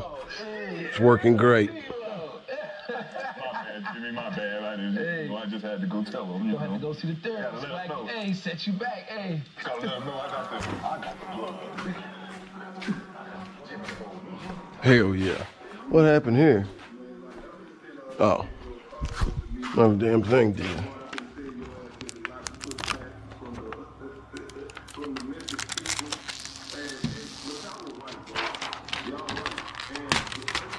Yeah, there's no way in hell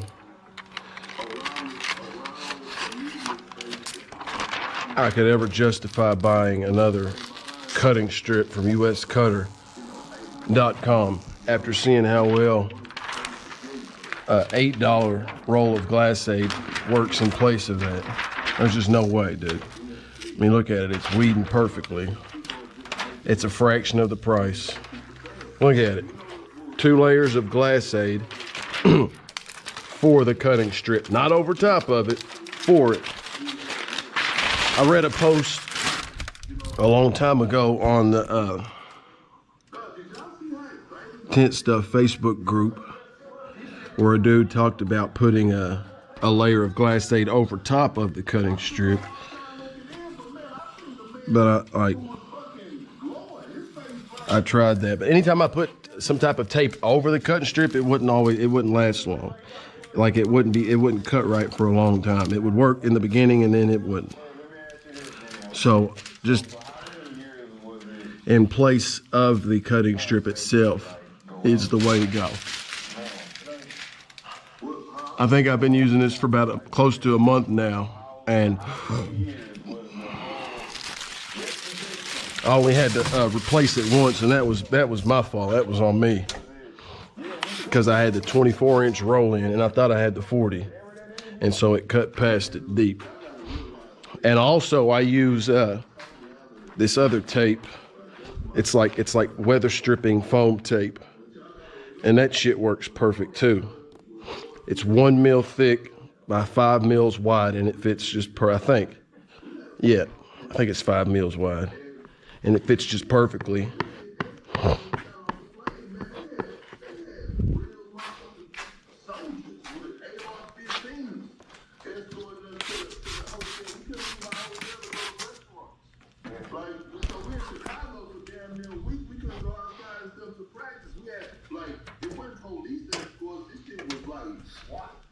Yeah, for real. And so outside of this shit was like that. You know what I'm saying? Because it was some real stuff. And you know, I ain't doing TA under the foot.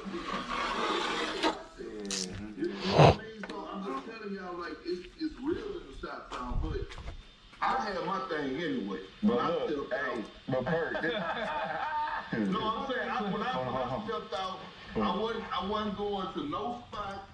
Then I smelled black and mild smoke, or weed smoke, or anything.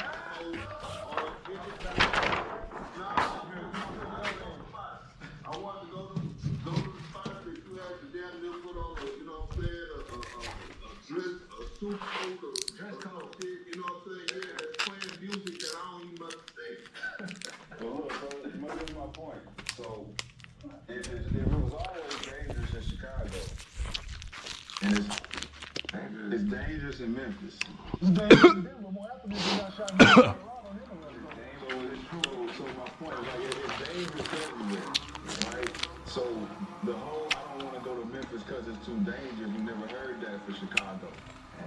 And Chicago is more dangerous. Yeah, I keep hearing just one name, but it's more like So first, I'm saying we're pushing the narrative now.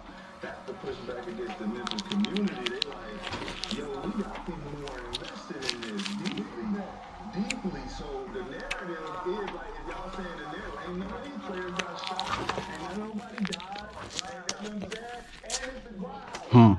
So when you overseas, sometimes you go to a team where you in the grind house, you away from that. All right. Cold everywhere, you can't go nowhere. It's practice and back to the house. All day Boom. long, right? So why is this no different? Now I split it right here. I always split it at the top, kind of like taking the tint off, do one side and the other, instead of fighting with it. Because if you don't split it, when you're weeding it, it's going to want to get stuck, stick to itself, and it's going to be hard to change the angle. Because when you're weeding this, a dude showed me, like you got to weed it from an angle. Like you can't just rip it off. Like you need to kind of turn it like that, like a 45-degree angle.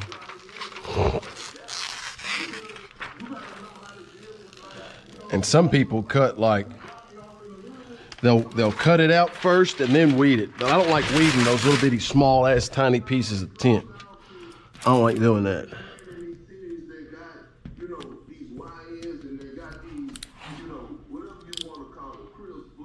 So I cut it, like some people will cut it this close at first and then weed it, but to me that's hard, trying to grab a spaghetti strip thin piece of film and doing that shit.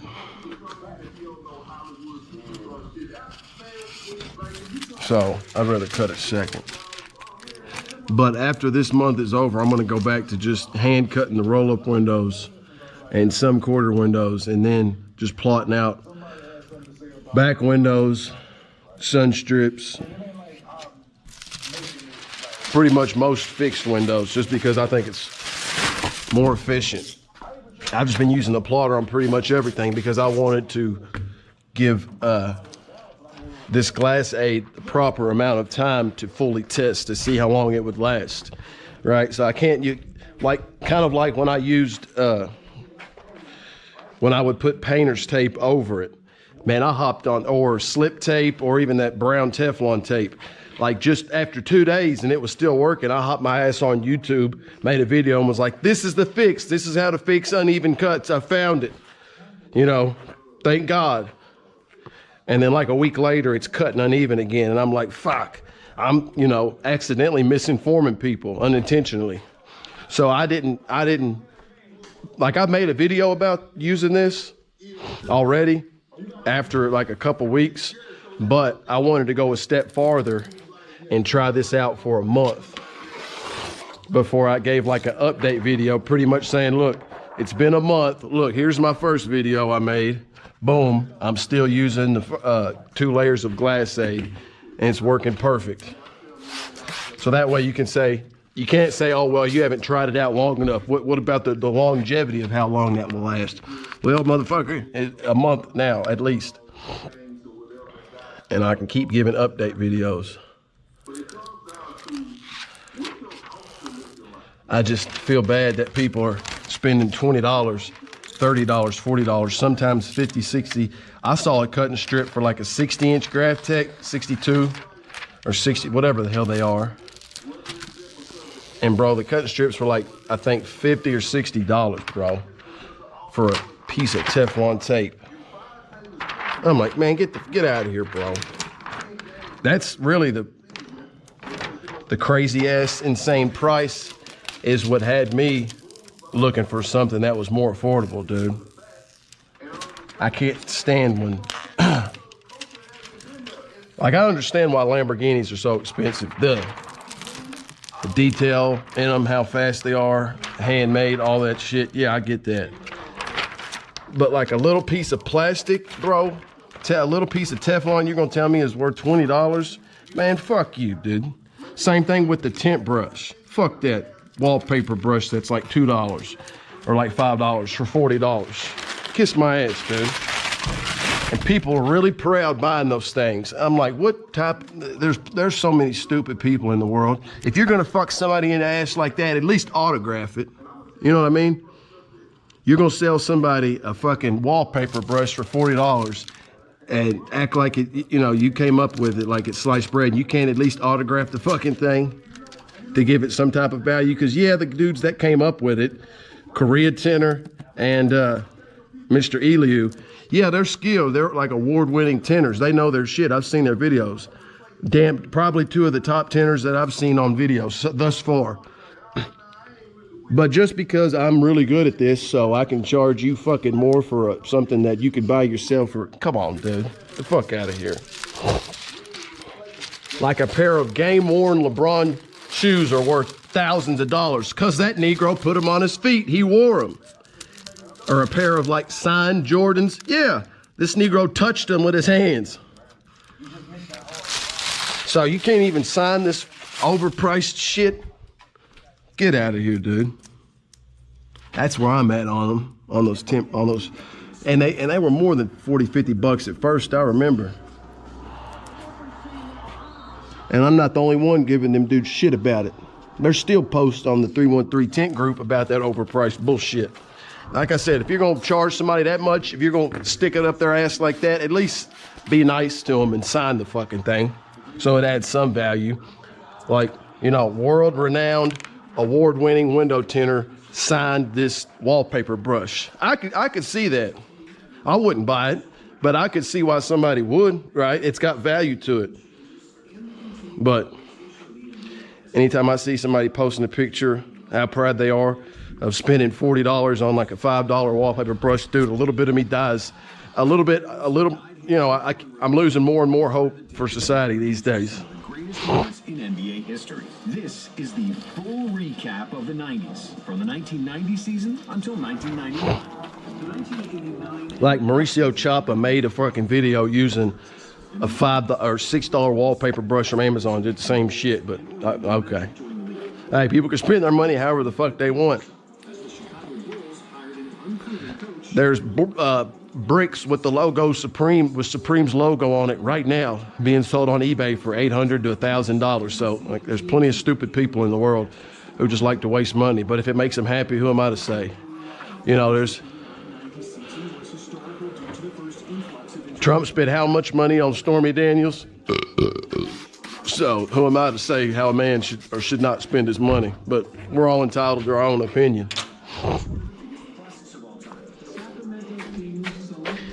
I'm sure somebody, you know, took a mason jar, tightened it up, and put a label on it that said fresh encapsulated air. People would buy it. And there's just, you know, can't do nothing about it. It's just amusing.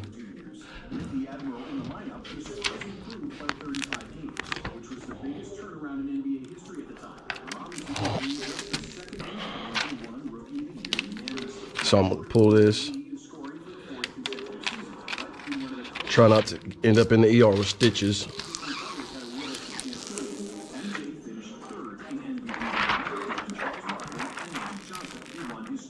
Well, let's see. Gotta hold it down because right where the knife, the cutting blade starts and stops, sometimes it's still connected a little bit, but yeah. This is Glass Aid cutting strip. Swag.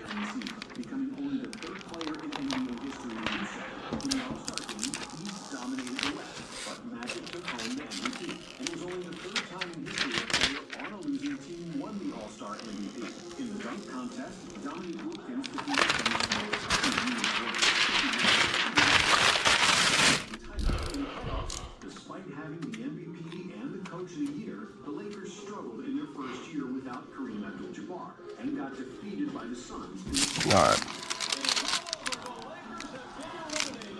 However, it was the Portland Trailblazers who won the West, behind a great backcourt duo of Terry Porter and Clyde Drexler. In the East, Michael Jordan got his second conference finals. And grabbed by the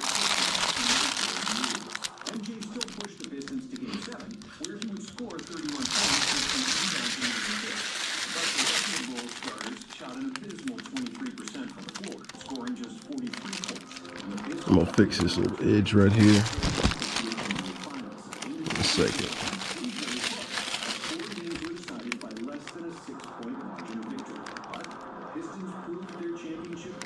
Go Indiana.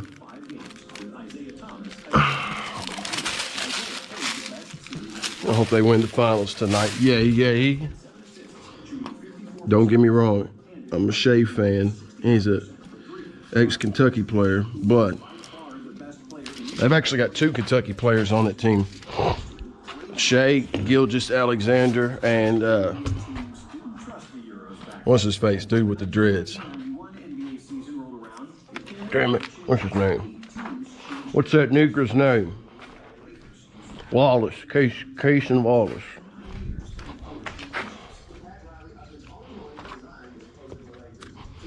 But I like to see I like how they said Tyrese Halliburton was the most overrated player. His own team, not teammates, but his own peers, like NBA players, voted him most overrated. I like when people talk that shit and they get checked for it. Now, if he really was overrated, that's one thing, but that's probably the worst mistake they ever could have made, is they ignited the fire in that nigger. Maybe that's what he needs. Sometimes it's what it takes to get somebody on that next level. That's probably the best thing they could have ever done. Some people say secretly, I think it's a joke, but some people say secretly his coach put other players up to that just to motivate them. Like plot twist type shit. Or his coach, I don't know, bribed or somehow got other players to say he was the most overrated. And so just so he'll be like, all right, bet. All right then, bet. You know how them Negroes do. All right then. All right, bet. Bet then, bet. All right, bet. All right. Let's see here. Oh yeah, while that's drying, I need to, hold up. Yeah, it's nice finally seeing some tint on this bad boy. I need to take those little push pins out. Where's my tool at?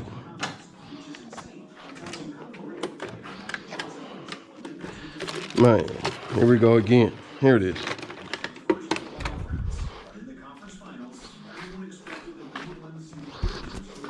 Hey, if anybody has got a line on Sean Roach from Window Tint Warriors, just send him a clip of this. Right here. Hey, Sean Roach, you don't got to take half the car apart, brother, man. All you got to do is grab one of these tools I'm sure you got in your shop, stick that motherfucker right under there, and pull back with them big-ass muscles you got. That's all you got to do, pimp.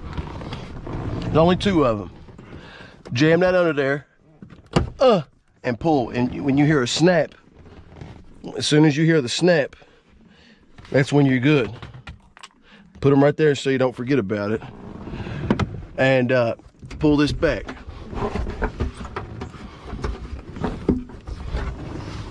Fucking drop that. As you can see, no more light gaps. You can see the bottom of the fucking black. There's some more tint on there right there. I'm glad I saw that.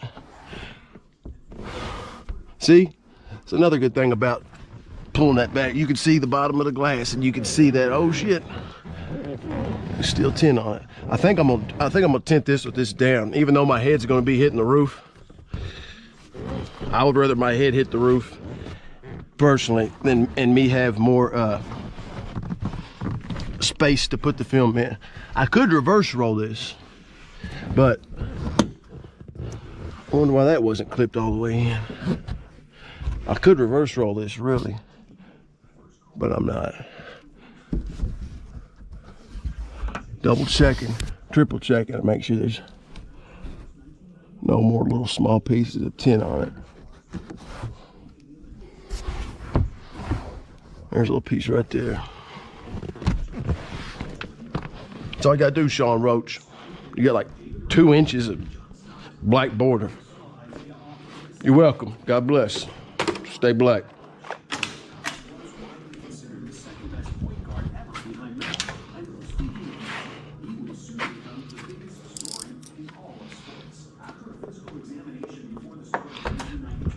Let's see, I'm gonna take a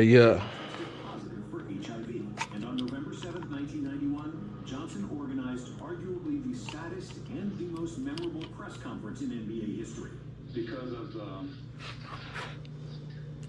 the HIV virus that I have attained, I will have to retire. I heard he really don't have that shit. I heard him and Michael Jordan, or he lost a bet to Michael Jordan where he had to quit playing. Could be bullshit. But that Negro has looked and continues to look as healthy as a horse. I'm gonna scoot all this shit back so I don't get it dirty. I'm gonna take this just like that. I'm gonna take this with me. That right there, that little piece of shit right there could have caused a little bit of a problem.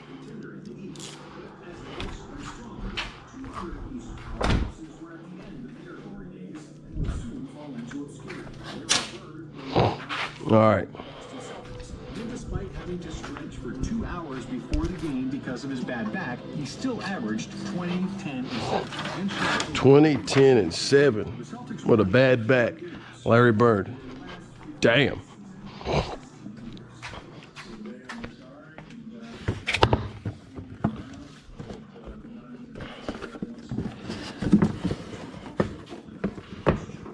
wonder if I got like a scrap piece. And scrap doesn't mean trash. It's brand new film that just hasn't been used for this back window.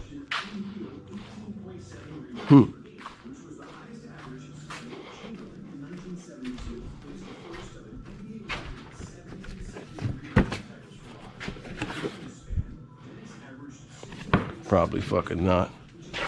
I mean, I probably do, but let's see.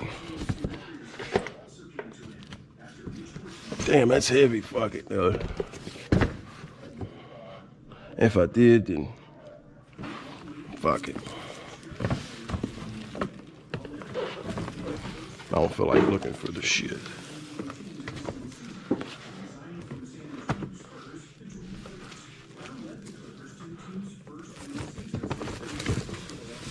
I probably do.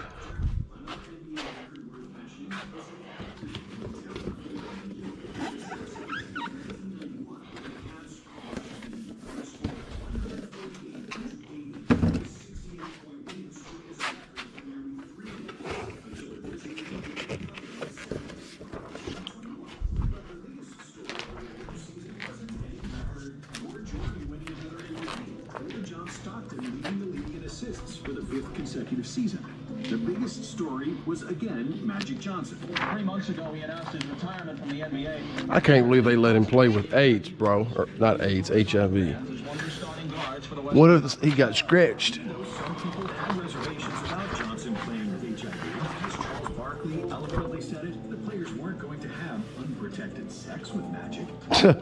Hugged Magic and kissed him on the cheek. Oh, that's fucking wild.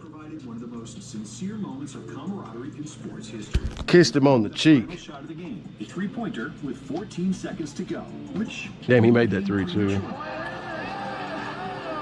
As all players ran onto the court to congratulate Johnson and exchange high fives. Magic was the MVP with 25 points and 9 assists. In the three-point shooting contest, kissed him on the cheek. All time was sitting in his father's lap, watching Del Curry lose the competition to Craig Hodges.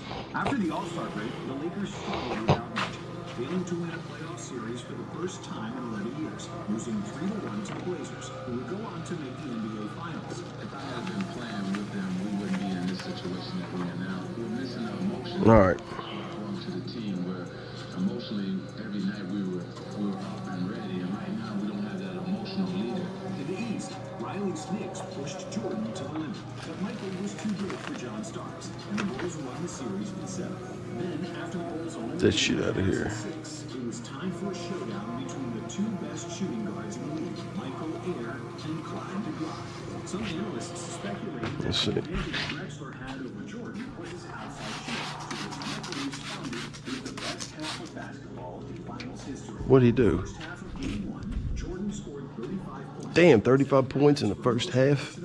Damn. Most three-pointers in a half with 6. After his 6th three-pointer, Jordan looked at Magic Johnson. 6 3-pointers. And shrugged, forever marking his performance as 35 points and a half. kept the series interesting. That's like how much a damn good player has in a whole game. That's crazy. Jordan, of course, was the finals MVP with averages of 35, 35, 5, and 6. Damn. only shot 15% from downtown. A short-lived debate on the best shooting guard was set. But MJ and Clyde would become teammates just several weeks later as they joined the rest of the Dream Team in Barcelona. I'm gonna cut this bottom shit off. Became legendary for the amount of Hall of Famers that cruised to a gold medal, with the hype around a single basketball team that would likely never be repeated again. But before the Olympics even started, one guy that was supposed to be on the Dream Team just got drafted to the NBA. The Orlando Magic selects Shaquille O'Neal from Damn, I must have not pushed hard enough. Shaquille O'Neal was the overall pick in the '92 draft, which also had other notable players like Bonzo Mooney, Charles Spruell, Robert Horry, and Christian Laettner, who famously got selected to the Dream Team. Damn, they picked Christian Laettner over Shaq on the Dream Team. That's crazy. I didn't know that. Shaq's unique blend of power, size, and agility made him a nightmare for opposing defenders, as well as NBA rings. Everything's cut out now. Brought down the entire stanchion in Phoenix. Finally. I gotta put something else on. And I need more popsicles. Damn, he broke the backboard. Who's this? JC Tints can help you. All right, what kind of vehicle you got?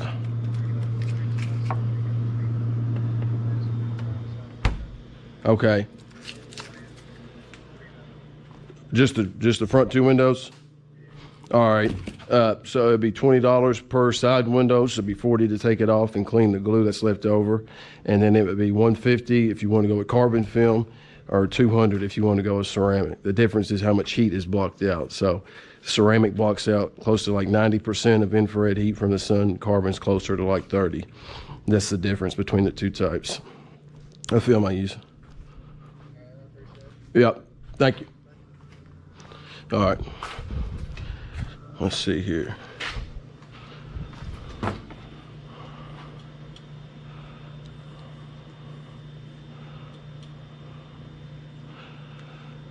Joey Diaz. See what this Negro's talking about.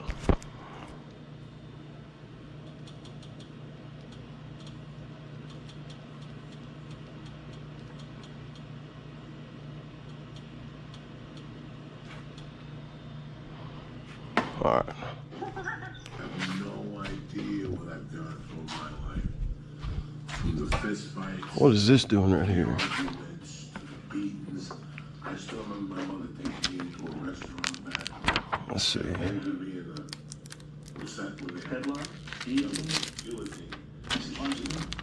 We'll split this right there. Look how smooth that is, baby boys. Glass aid for the win. Save some money. Use your brain.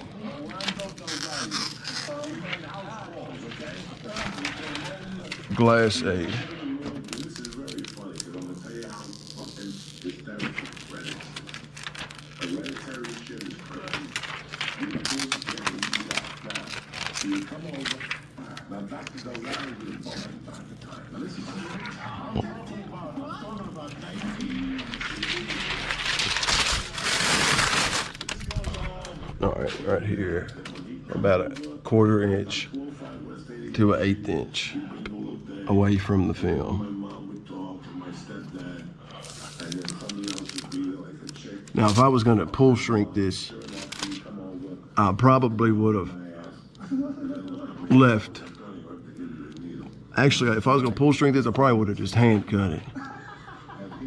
But where this back window is not that curved, unlike Charger's got a more challenging back window, especially the top corners. It's real curvy. I like to pull shrink those. I haven't pocket shrink those, wet pocket shrink those. I'd like to try one of them out, wet pocket shrinking, and see how that would go, because pull shrinking is like my go-to move for any real curved window. All right. So right there, close to even. And I used to think these had to be perfectly like lined up or it wouldn't shrink right. But if it's not 100% lined up, it's still fine. Like if it's over like a 1/4 inch, 1/2 inch, it'll still be all right. So I'm gonna start in the middle. Lock it down. And I like to do the H pattern on windows that aren't that curved. Just it makes it easier for me to prevent side fingers from popping up. I don't like when those side fingers pop up, so me locking that down. Sometimes I'll wet this, I'll spit on it like a savage, lick it, or use soapy water. Don't matter, it's all the same. Some type of liquid. And this is the double whammy of the day.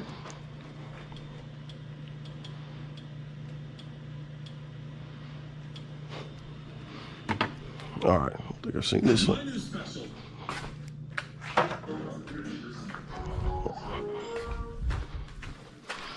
Okay, here we go, shrink party time. And this is what I should have done this podcast with. Fucking screw the booch, I took the wrong Latino. Probably just got Who's that?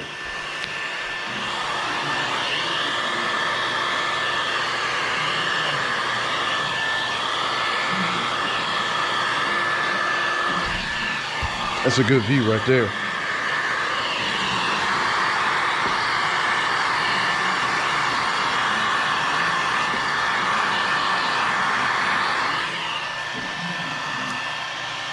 Uh-oh, might hit me up.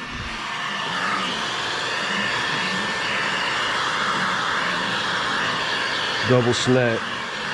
So I want this to fit on there like an extra tight shirt. Minding the bottom rubber seal. Don't want to melt those. It's not a good look.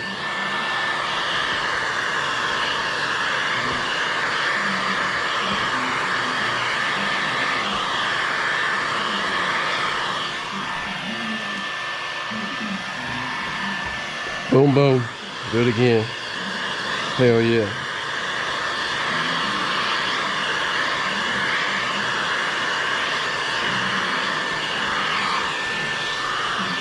I'm not going to shrink this quarter window because it's just real small. I don't think it needs it. Back window time.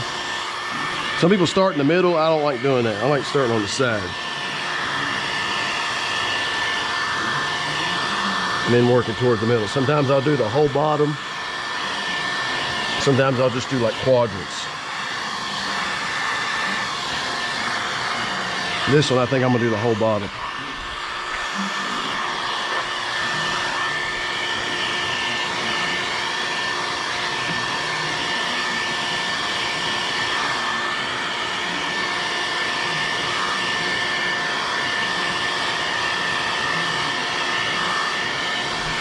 Keeping it even.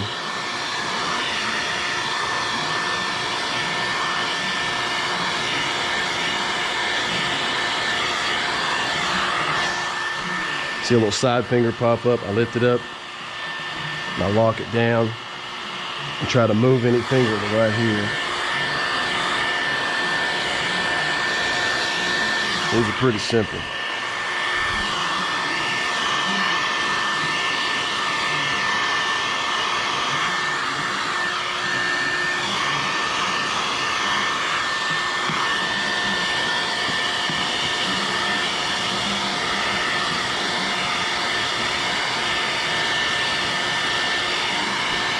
I'm gonna go ahead and knock out this left side.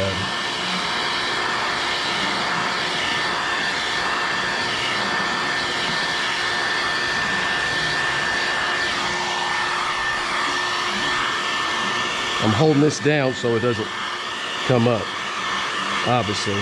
Why am I doing that? Because I don't want a finger to pop up on the side.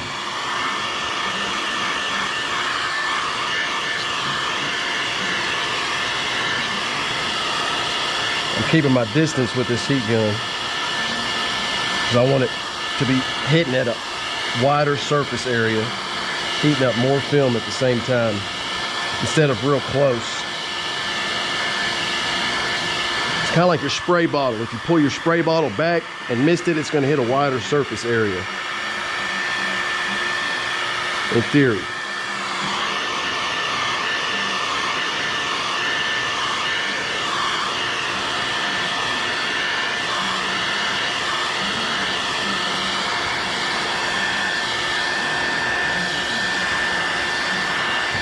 And I'm giving this bottom extra heat because I do not want a finger popping up at the bottom. If there's going to be a finger pop up, I would much rather it pop up at the top because it's a lot easier to get to the top than the bottom. You don't have to hop in and out of the car 100 times. So I'm holding this side down. And kind of I'm not blasting the heat gun right on it. I'm going like over top of it. Whew.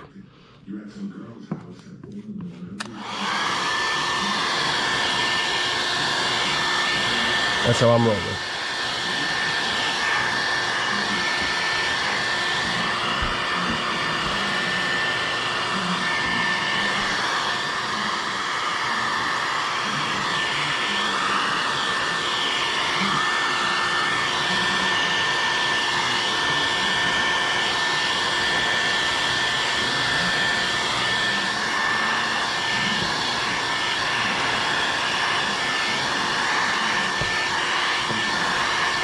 hitting it.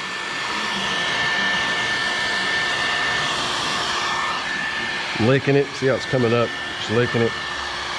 And that's where I'm using a bunch of heat. I like using a lot of heat. I like shrinking the hell out of it, over shrinking it. Not to the point to where you can't install it, but I get pretty damn close. That's why I rarely ever have any fingers pop up after I install it. I used to, and I used to have to go in and out of the car, in and out of the car, heating it up. So I'm thinking if I just shrink the hell out of it and make it even tighter, it shouldn't have that problem. Sure enough, that solved it. And then just playing with the film, heating it until it does burn, you know, knowing the limits of it helps. So I know exactly how far I can heat it before it burns. It's been a long time since I burnt film.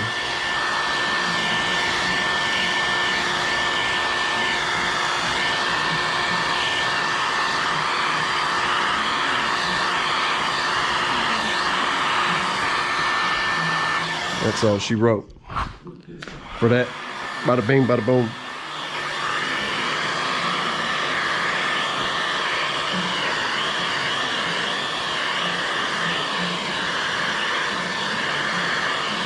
Pretty simple back window. Unlike the Charger. I'd say the easiest is probably the Challenger since it's real small. Then I would say this one, the 300. Then I would say the Charger in terms of difficulty.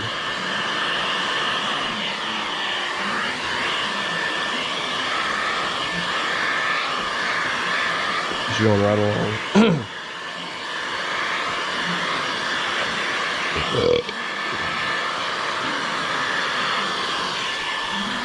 Pop it up. And it's going to lay on the outside the same way, or excuse me, it's going to lay down on the inside the same way it lays on the outside. So if there's little fingers popping up still on the outside, expect them to be there when you install it. Now, yeah, sometimes if there's like a real strong adhesive, you know, it'll grip the glass and stay on there, but I don't want to have to rely too much on the film's adhesive to keep the damn fingers down. I would rather rely on the shrink and the shape of it. From me shrinking it good, extra tight. Because in my opinion, relying too much on adhesive could end up fucking you. Excuse my French. All right, all windows is shrizank. I'm gonna set this bad boy right here. Eat the popsicle.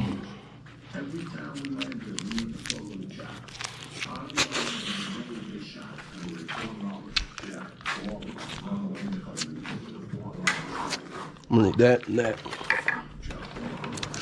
And the good news is all these windows are pretty much prepped, but still gonna go through the process. Anytime I use a scrub pad to remove glue, it's going straight in the garbage. I don't use it again. I don't risk that glue that's on there cross-contaminating and back into the glass. And these scrub pads are cheap. I've had the same box of scrub pads for God knows how many years, probably 2.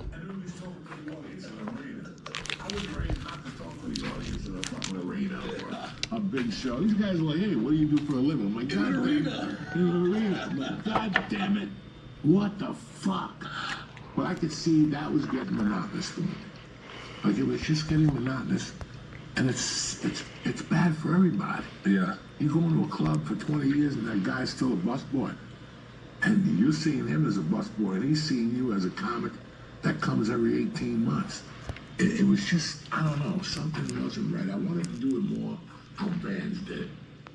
Yeah, how's that? You guys work hard. When you go on a tour, it's 10 months. Yeah. Listen, once that 10 months end, and you say goodbye to your fellas, and you go home, it's over.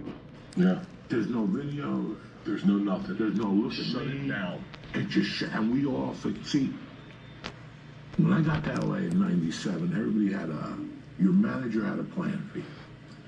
So Bert, you're gonna go on the road from January to April. Or every week, Bert. Shut your fucking mouth.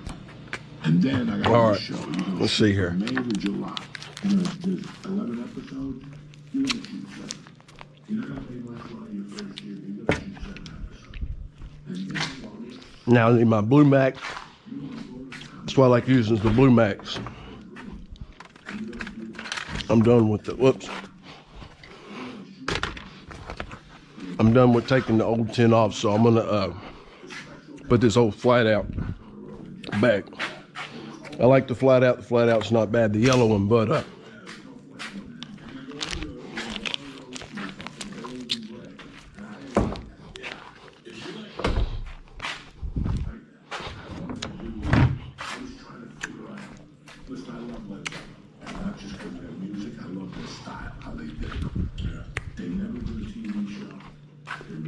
and I don't know what the hell's in this soapy mixture, what the ratio is, so I'm gonna redo it. It's not gonna hurt.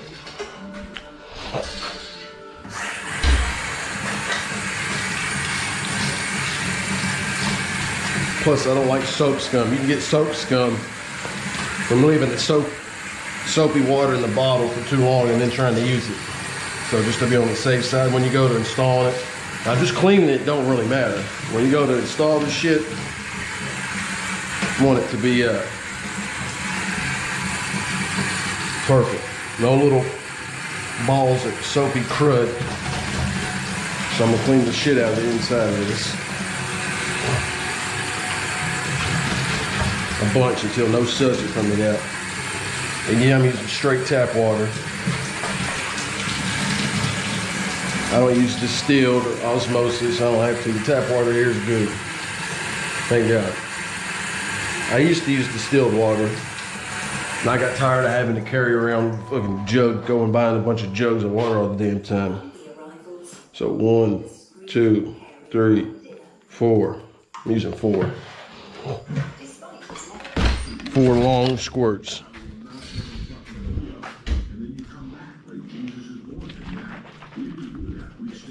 Now shake it the hell up. I'm constantly shaking it up. Because if you don't shake it up good, the soap might settle to the bottom or be on the top or not. If it's not mixed up well, you're gonna be squirting just mostly, could just be watery, too watery. All right, so now I'm in here and I'm gonna make this less difficult on myself. So I'm gonna take the watch off. I'm gonna set the watch right over there, let it hang out. Hit the e-cig, and I'm gonna be tight up in here, tight. I could leave those up and just go over the headrest, where the headrests are built in. It kind of sucks, but I could stick my feet in there, but they got a bunch of shit in there, so I'm not gonna do that. I'm just gonna hang out right here. I was thinking about reverse rolling it, but I'm not gonna do that. I'm just gonna cramp my ass up in here. So again, I'm gonna scrub this just like normal. Even though it's already pretty clean from where I took the old tin off and glue and adhesive. And I like doing the back window first because now, even though it's shrank pretty good, there's still a chance that a finger could pop up. And I would rather a finger pop up while it's here instead of right after it leaves. Because I can put a little bit of heat on it and get it to lay down. You know what I mean? I don't want them to have to bring it back up here. That's an inconvenience to them. So while I'm working on the side windows, I'll keep an eye on this back window, and if something pops up, then I can just heat it. It's been a while since that's happened, but I've just gotten into the habit of working from the back forward.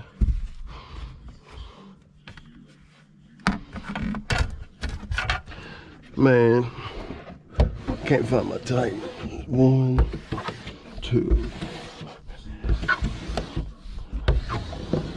And when I can't go down any further, Just switch to the other side. One.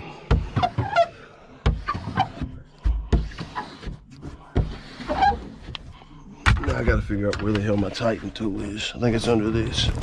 Yeah. I love this Titan. So I'm gonna start in the middle, go over, wipe off the edge, lick it, and go over this way. Now we're good. Ready to rock and roll. So, in case there's anything on the tip of this spray bottle, damn, my head really is at the roof. And what kind of sucks is when your forearms get all sweaty and shit, it wants to grip to the tint. So if you can, try to wipe the sweat off your forearms if you get sweaty, like a priest in court like I do. And so I'm gonna soak this in water. We'll take this and try to dry off my forearms. Or wear long sleeves would be cool, but God, it's gonna make you even hotter. And then right now is when you need to hurry the hell up, when I hurry the hell up, because any little thing could fly around in the air and stick to the tint, this part right here. So it's like hurry the hell up time right now. Boom. Lick my fingers, grab the corner, get underneath it, get the hell away from the car, stick my hand under it. It's still a little sweaty, it's sticky. And then right now, look, make sure it's even, get the hell in the car. First step, rotate. Ah, hit my knee. Fuck. Get in a comfortable position. Fuck.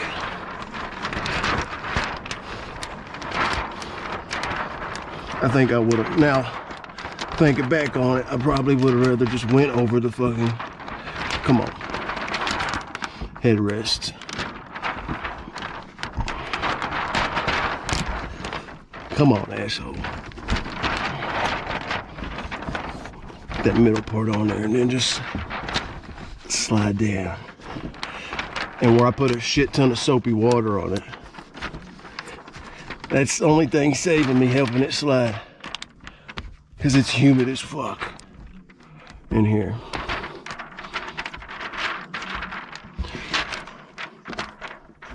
Come on, don't get jammed up right there. Come on.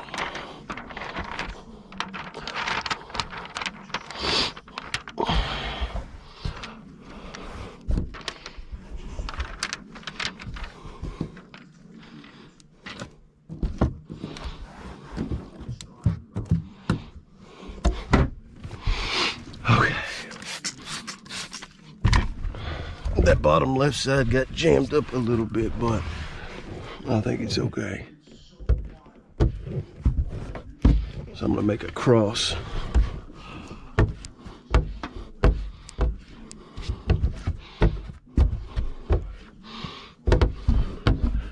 And these aren't anywhere near the size of the Chargers. The Charger back windows, there's no way I would have left just the fucking headrests up. Or the seats up. I can't remember if those have removable headrests or not, but as big as those bastards are, yeah.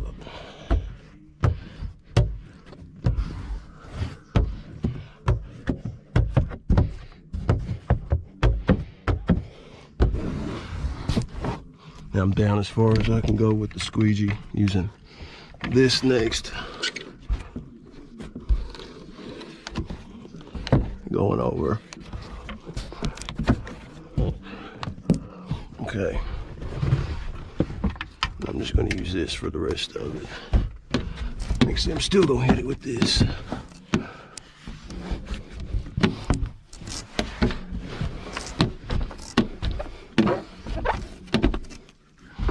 And go over here. Get as much water out as possible.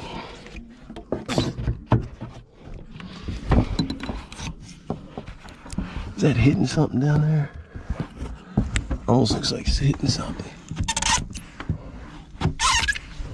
Oh, it's good. Fuck. Man, I'm cramped up big time. Fuck. Whew. That was as rough as it looked. But, and there's a little finger at the top. What the hell? Try to fold this over evenly.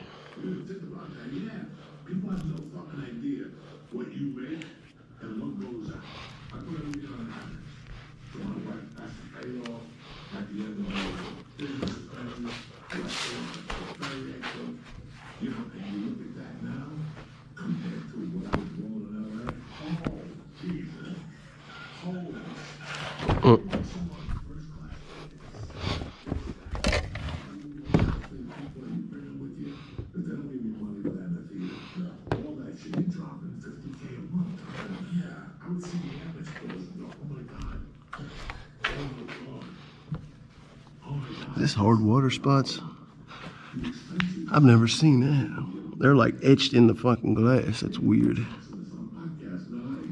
Huh. Thought that was like glue or something. This looks good. Really good. Where is the damn, fuck, it's over there. There's fucking hair in there just when I've about counted my chickens.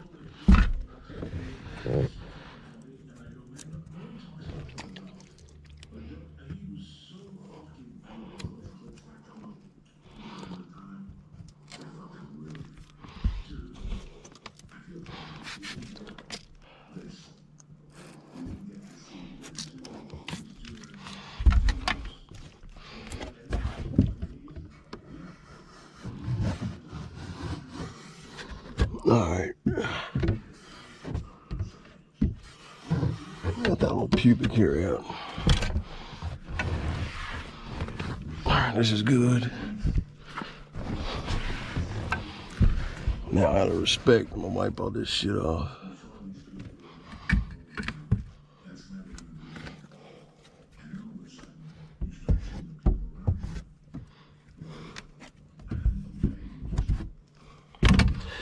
I'm gonna seal up the top anyways. I typically do that on vehicles, most of them.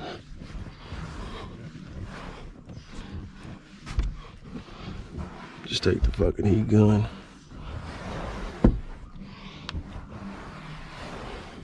And before I put these body clips back in, or push pins, whatever the hell you want to call them, I'm gonna let the bottom of that dry and cure some before I start just mashing, before I push this back on there.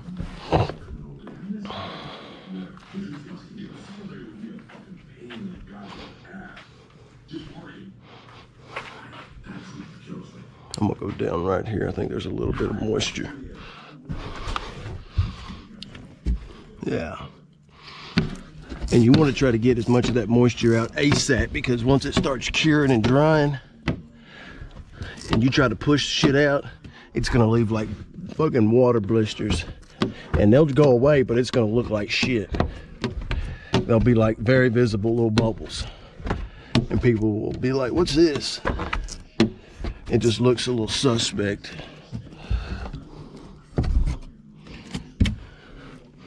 Damn, there's like a little fuzz right here. I do not know if I can get it, but if I'm going to, I gotta get it fucking now.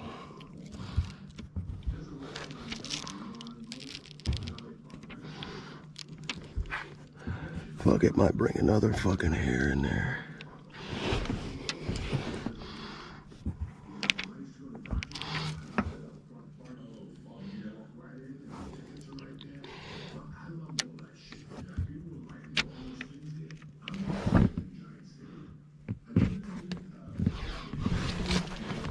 I think I got it.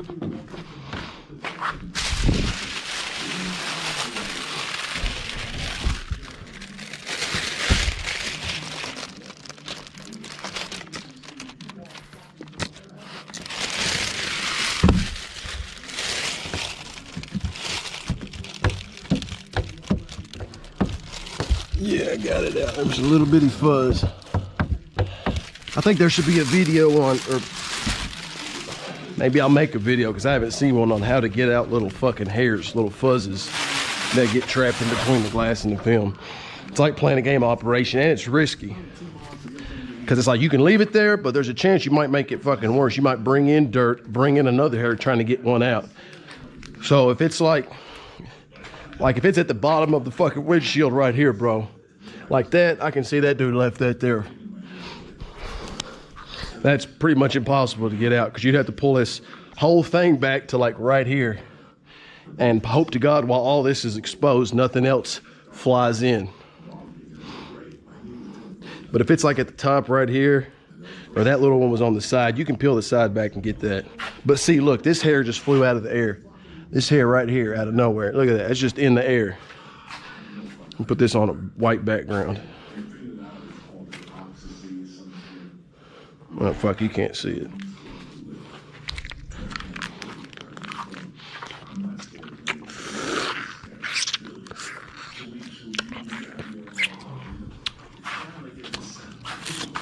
All right.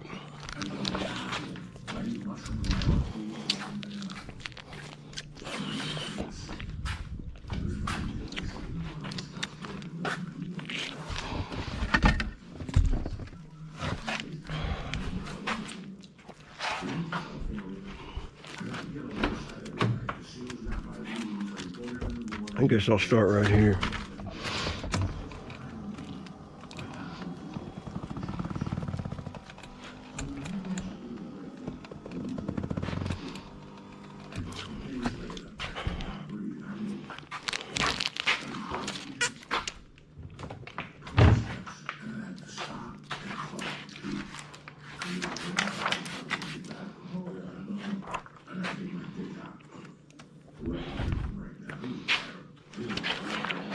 I like to set all these patterns on the door panel, or the door trim, and then the bottom part, so when you roll the window down, it don't get jammed up in there.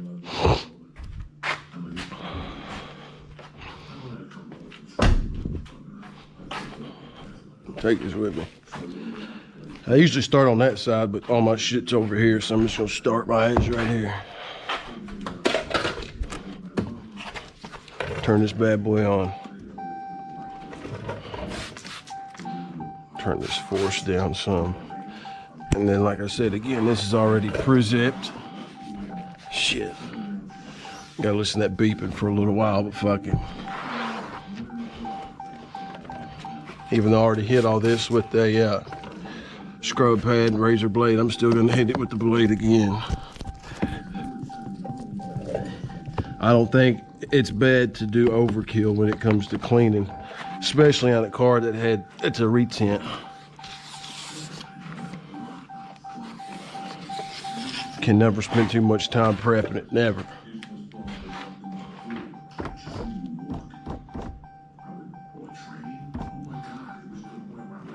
Have it just fall all the way down here.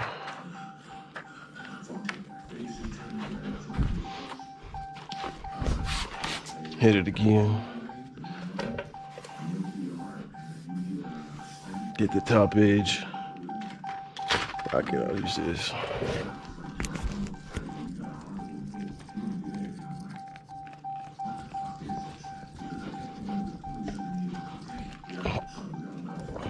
So I start in the middle, work my way down.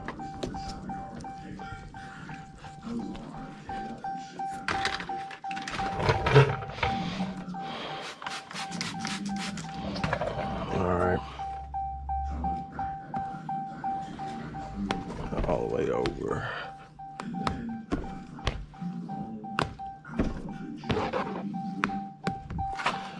Move all that water over. Go down, wipe it. Go down, and I go over here, wipe it. And where that water went over, I go spray it down. Hit the bottom. Shake it up, make sure I'm getting soapy water, not just watery water. Lick my thumb. And what I do like about plotted out patterns is you don't have to bite it to separate it. You got a little edge right there. I do like that, appreciate that. Spray away, always spray away. Fuck it. Now it's hurry the hell up time. Grab that, go under it, sit down, rotate it, start. Some people start at the big end, but I always start on the right side. So I lay that up about halfway. I do my little move where I get it to rest against the back of my arm. Peel this up while I'm hurrying the hell up because it's humid and it's gonna stick fucking fast. And fold that up and then push in. I don't know if that YouTube dude's watching, but that's how I do it. See, it's already starting to want to fucking tack up on me, so I gotta hurry the fuck up. And I put in a lot of soap. See how it went? That's it, wanting to tack. And then before I lock it down, I've been coming out here, wiping this down, making sure it's over. You don't see the edge, it's tucked in. Now it's good. But yeah, you don't want that tacking like that. It means it's getting stuck in place. And there's a chance it could make like little soapy marks. I think they'll go away. But if it's too bad, it won't.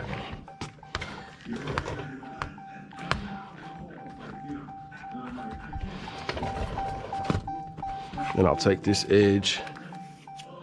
And I like these because this is soft and it won't scratch the fucking film. I've had problems with the some tri-edges scratching the glass, right? And it's the edge, it's the face of these. But if these hit the ground, like if these hit the ground, you better look and feel with your finger, because there's a chance that it might have got a little nick in it, and little nicks will fucking scratch the shit out of some film, dude. So sliding it in place, and then right here, you know, is an issue in and of itself. So I just sprayed the hell out of that with water. Hold this right here with my finger so it doesn't, see how it went up? Don't want it to go past that. Now right here, don't let it go past that. Spray away, I grab in the middle, and I hit the film side. Some people don't, I do. And then I'll start on one of the sides, pull back, and try to tuck that in here. I stand up and then just feed that in there. And the more soap you got, the better, because it'll slide. If it's dry, it's gonna tack up on you. Then I go in the middle right here, and with my thumb, I push this over. So while I'm lifting up, I'm pushing that over. And you're just feeding that in and pushing over. Now I go over here. You'll constantly see me rubbing my thumb up off on my shirt because and wiping my thumb off, because you can't grip it if your fucking thumb is soaking wet.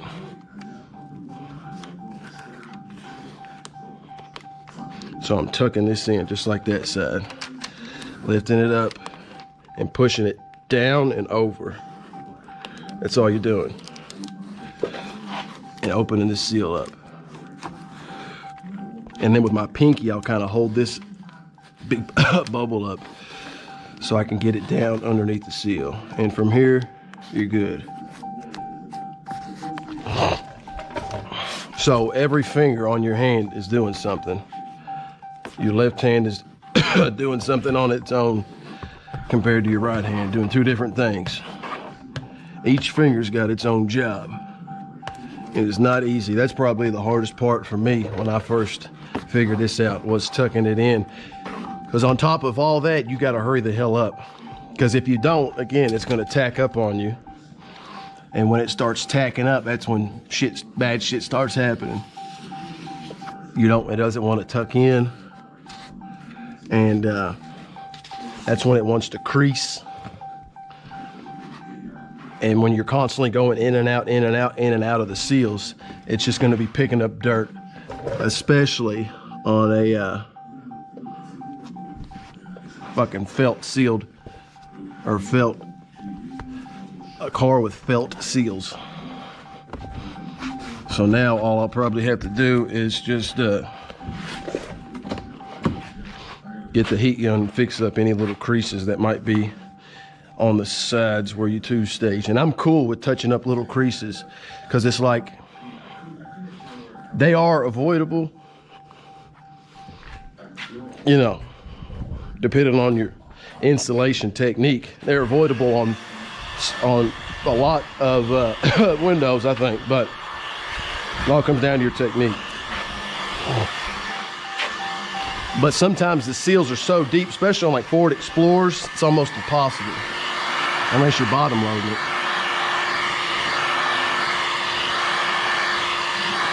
Another thing you could do is just squeegee like the top 5 or 6 inches and then tuck in the bottom half, but I don't like having to tuck in that much because I could make these seals, or excuse me, these little creases disappear. Like you can't see that crease is not there. All that is it just needs to make contact with the glass. It's not even there. So I'm like a master at fixing little small tiny creases from two-staging. And with bottom loading, you have to spend time rolling the fucking, let me fix this real quick. With bottom loading, you got to pop the seal, put the seal back in, put the door panel back together, put the screws back in there. So by the time you do all that shit, you could be spending more time than just fixing up a little tiny, small little fucking crease. Small, minuscule. What am I doing, dude? Well, while I'm over here, I know what I'm gonna do.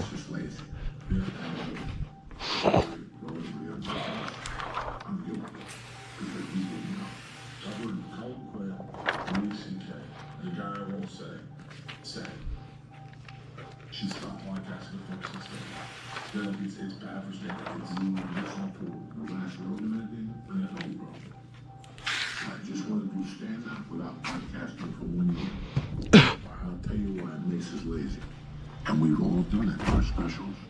We all do it. Hell yeah. We involve Mango Mucho.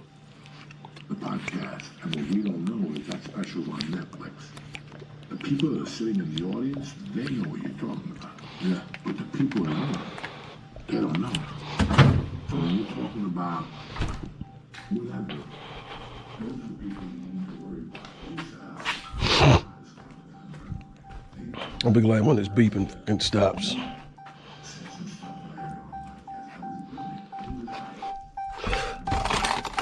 Push pins.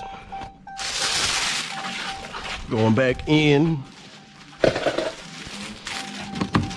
All right, it's ready to rock and roll. Looking good. Whoa. All right. I think this is dry enough to where I can well, you can put the push clips back in without necessarily jamming the rear deck back. Like that push clip is in, but I didn't jam it back. But I'm gonna be very careful. Like you don't necessarily have to push the rear deck back all the way at all. There's no real need to. I think you can leave it a little loose. I don't see how it affects anything, but I'm gonna put the seats, make them click back in place, of course. So yeah, Sean Roach, don't forget about this. Somebody get a message to Window Tint Warriors channel. All you gotta do, man, take these little bastards out. That's it. You're welcome. Life just became a lot easier for you, bud. Start teaching your followers the right thing, man. It's okay to admit when you're wrong. That's what a real man does. A little, never mind. A little humility, you know, couldn't hurt anybody. So I'm gonna take this to keep I use this to keep the floor mats from getting dirty. I'm gonna put that back in this little container.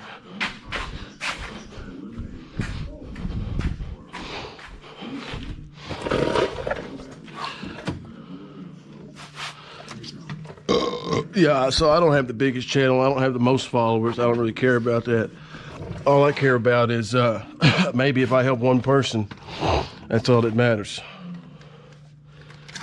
There was a time when I was confused when it came to tint. There's like 20 different people telling you how to do it, and they each got their own way. And sometimes you hear actually often you hear conflicting tips, methods, theories on when it comes to tint. There's a bunch of right ways and a bunch of wrong ways. And it's hard as a newbie to, you know, discern who is right and who is wrong. And I don't think one person is right or wrong about everything, but there's some things that just generally are not good to do. Like there's guys that's using, I think it's an Asian dude, was using carbon steel blade to cut out a pattern on the windshield. He said he doesn't like the stainless steel blades that come with it, so he throws them away. And, you know, carbon steel will scratch the fuck out of glass, dude. And I made a comment about that on his video, and instead of saying, or changing his video or updating it or putting something on there, like I wouldn't suggest this for beginners, or acknowledging that fact that carbon steel will scratch the fuck out of glass, he just said, oh, I've been doing it for a long time. Just some bullshit. I've been doing it for a long time, and I know the correct amount of pressure to put on there. Okay, that might be, you know, very well true, but how about these people that you're explaining how to do this shit to that haven't been doing it for a long time, and you're showing off a fucking carbon steel blade? That to me was just negligent and irresponsible and stupid, because when you have a following, dude, no matter how big or small, you got a responsibility to give them, you know, at least I think, a responsibility to give them accurate information, because they're looking up to you, you know. What is that? I don't know if that's soap scum or if that's fucking glue from the old tint, but I see something. It's right smack in the fucking middle. That's a fucking no-no.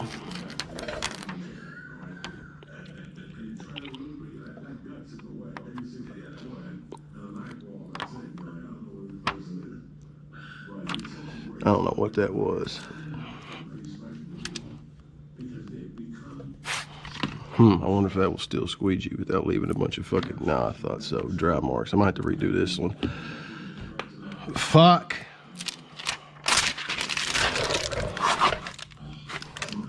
Not because I gotta redo it, but because this thing fucking fell. I'm gonna take a scrap piece and just fucking hand cut this. I don't know how that happened. I sprayed it, maybe I don't know, maybe it's glue. That's weird though. Makes me think something was in my fucking bottle.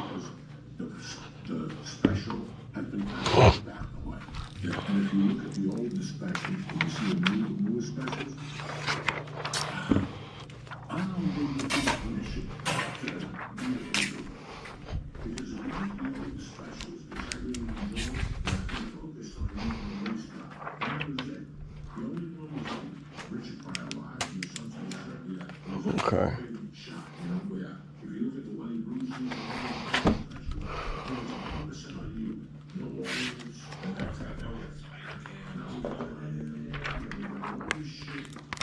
Let's see, where's the peel on the front there? Right here. So I've got a flat edge right there.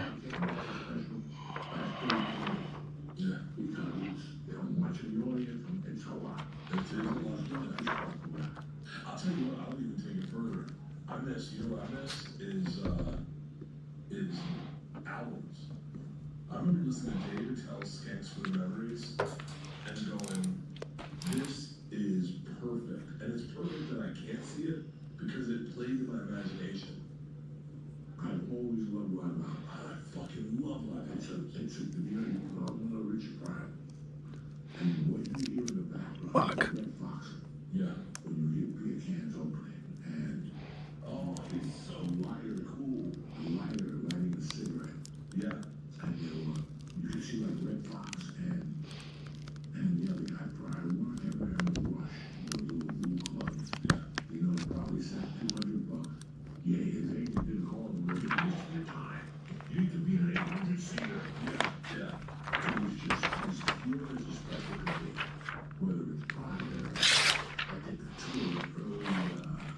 Something going down here.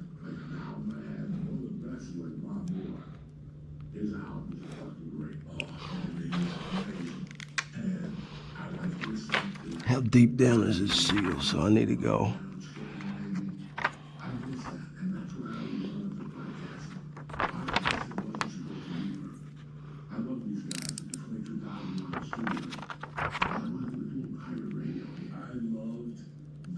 Can I tell you about my favorite? I missed.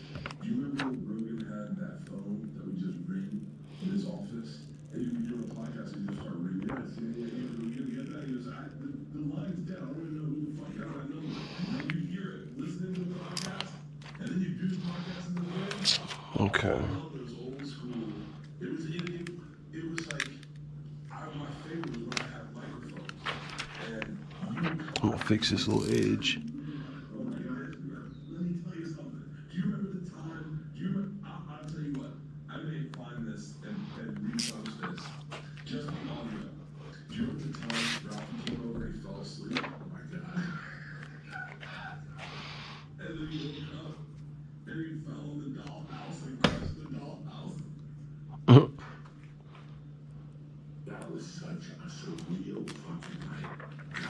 Okay.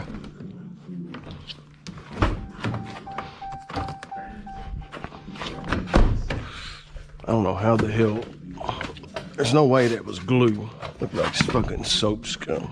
I don't see how that's possible because I just cleaned out this. Unless that's an old water bottle, but I think that's the same one, dude.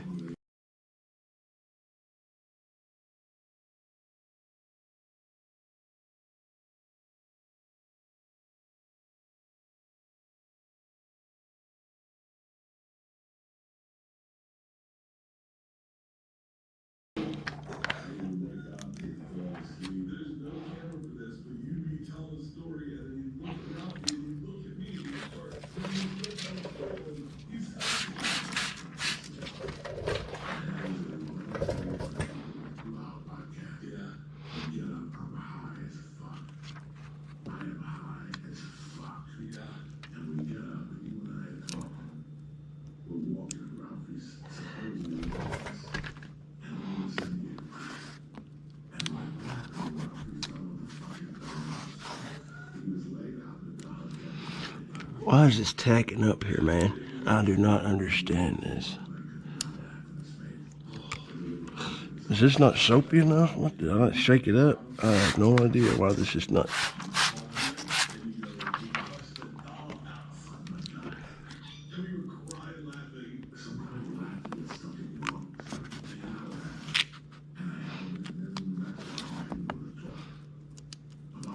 Where's it stuck at?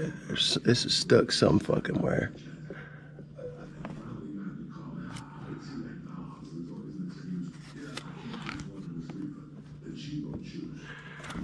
Yeah, I don't know. This is like stuck.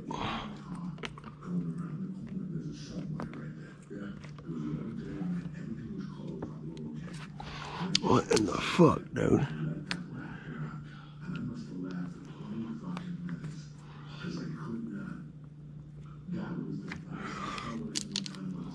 Alright. These little quarter windows fucking suck, dude.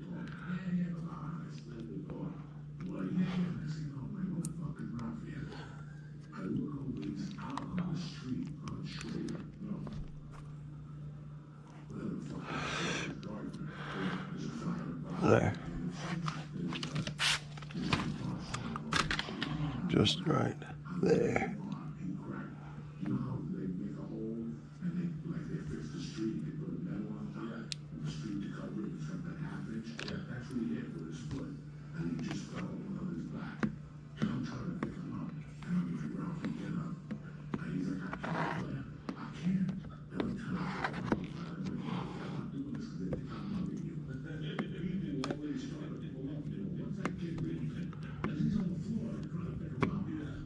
Nah, it's hitting up against something, but I think it's laid down. This little thing fucking sucks, dude. There. Damn, that was gay. Alright.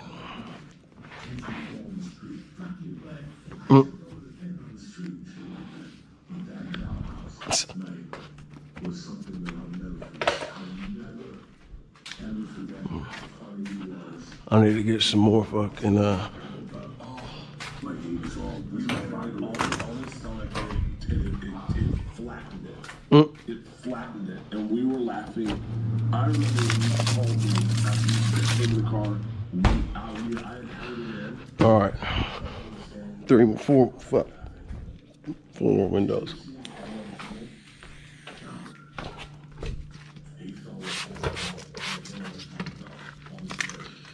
Let's see.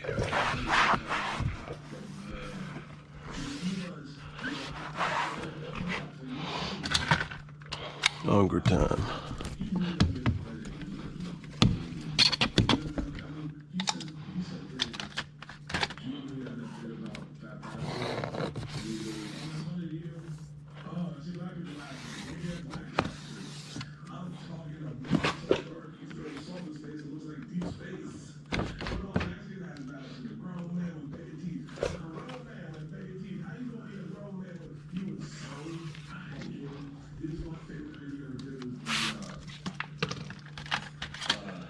All right, Unger, onto the top half.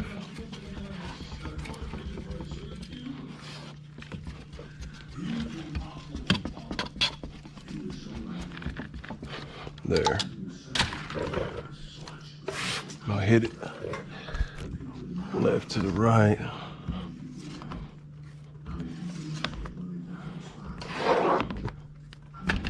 There, the squeegee, wipe it off. And again, there's no tape on these felt seals, and it's still gonna come out good.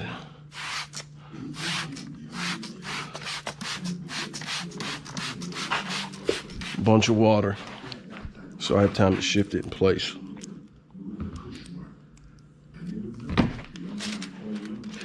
And I'm pulling it down about 3 inches before the bottom.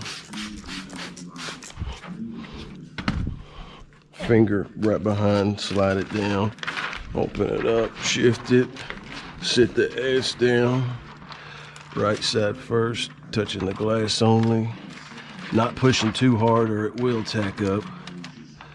Left hand sliding it over, let it rest on my left forearm, pull this up, push that in, push it in, line that up, fold it up, push it in. Now we're lining it up. I'm gonna come over here.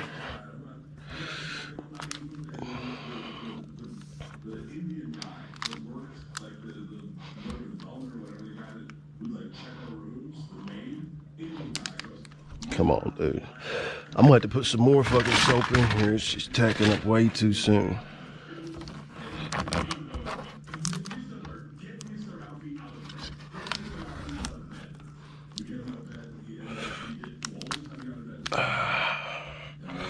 Yeah, like it's already tacking. It means there's not enough soap in there.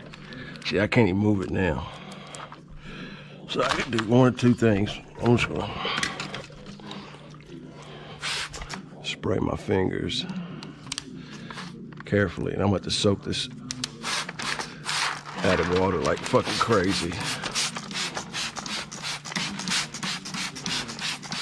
I'm talking like crazy.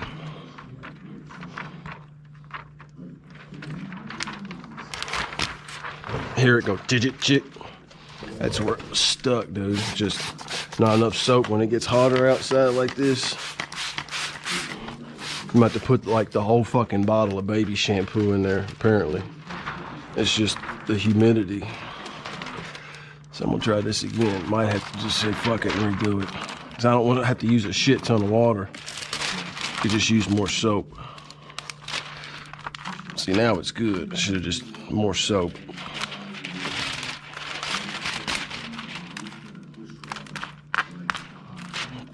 See, now it's good. I want to go up a little bit, but still, now it's fucking doing that again.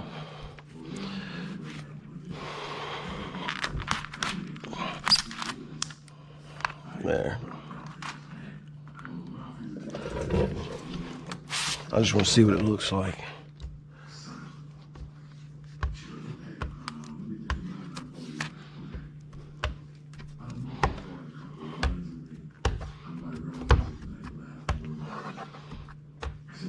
It might be okay. I might have saved it. But I'm definitely redoing this fucking bottle with like 5 squirts of baby shampoo instead of 3 or 4. I think I put in 4 last time, but it's gonna need way more. Maybe 6. Because I would much rather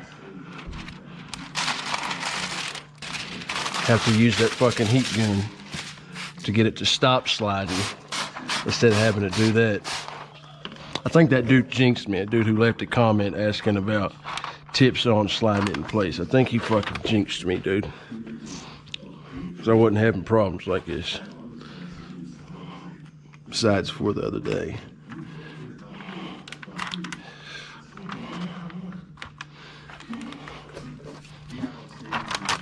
And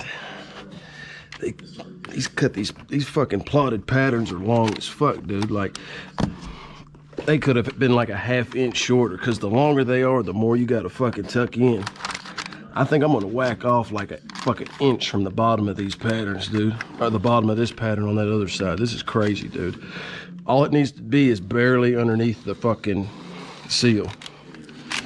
This is like an inch. Now, I could tuck this in, but holy fuck, dude. It definitely doesn't make, see how this is all jammed up? That's because of how long that this pattern is. And see how this isn't wanting to go back? That's because it's tacked up somewhere. 2 things are the problem right now. Number 1, how long this fucking pattern is on the top and bottom. And number 2, the water's not soapy enough. So it's causing this to tack up. I might be able to fish my way out of this situation. Let's see, it's stuck somewhere. Right there on the bottom. Here it goes. It finally let itself go, but I might be able to relocate enough water to go over that part that was tacked up. I'll have to see what that looks like on the outside. But yeah, this water bottle's gonna have to get redone.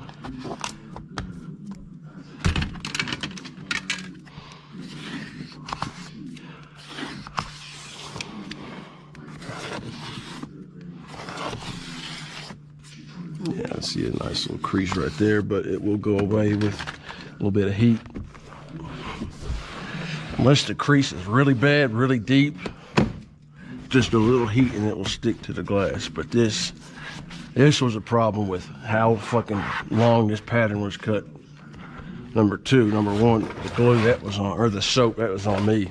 There's nowhere near enough soap in there.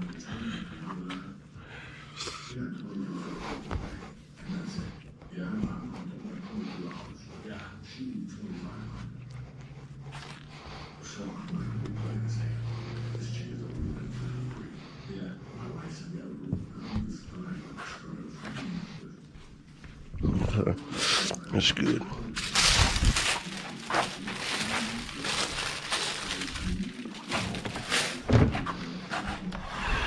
But yeah, I'm taking that other small, or that other big pattern, and I'm taking a fucking ½ inch off the bottom. It's way more than it needed on there. Way more.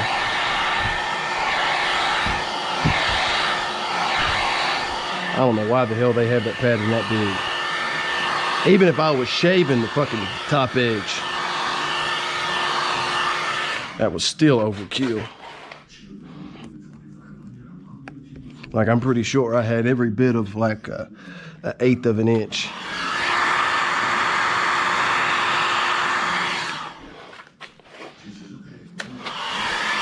But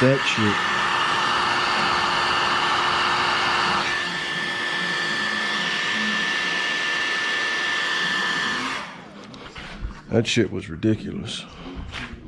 Ridiculous. Move this whole party over there.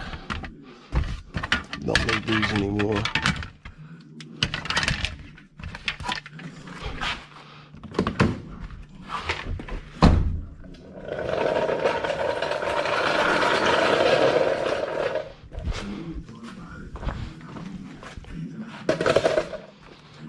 I'm gonna drop these off right here. I'm done with that.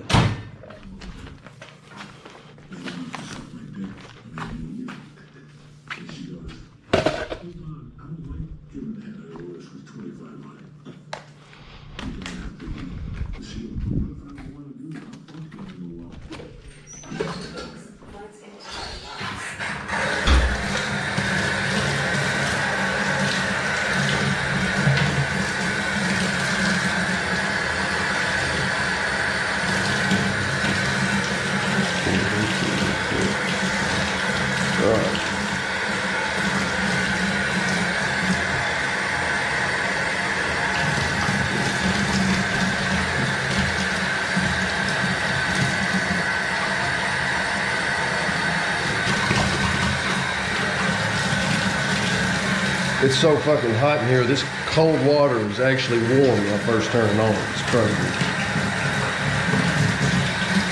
Hot don't even work. Somehow it's still hot. There's like 10 seconds.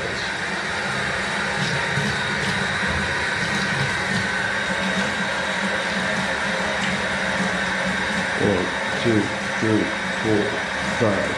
There. Maybe 5 squirts will do it. I do not want that shit tacking up on me again.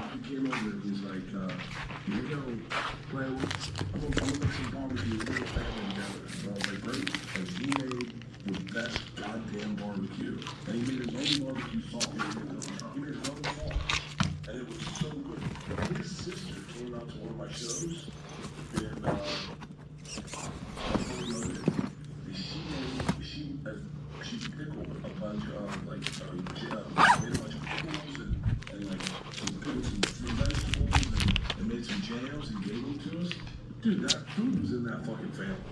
The pickles, Joey, are like candy size. They're so fucking thick and they're so good. Oh, man. I miss him a lot. I do too. And the anthem importing died some of the folks were not family. I'm gonna wipe off all the areas that this pattern may and probably will touch. Let's see. Razor blade. Where's my little black turbo? Now I'm gonna need this.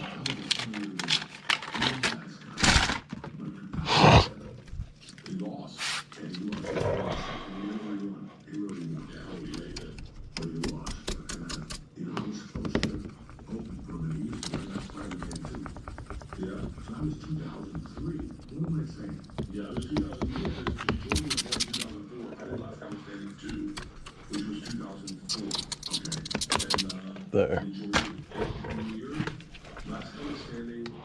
So this has a shit ton of soap in it. So this damn thing better slip and slide like a figure skater on ice.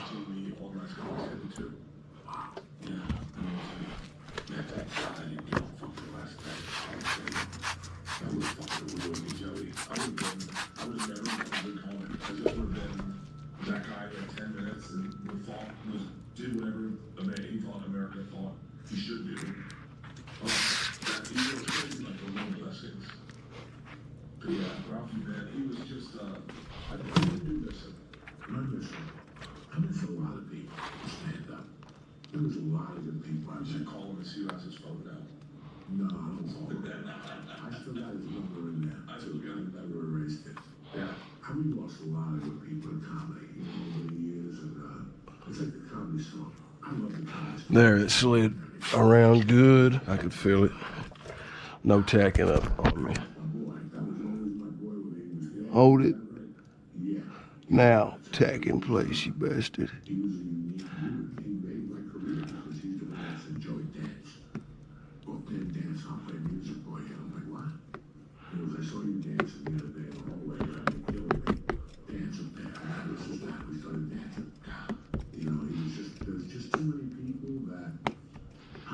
All right, getting all the water out from the middle out. Yeah, buddy.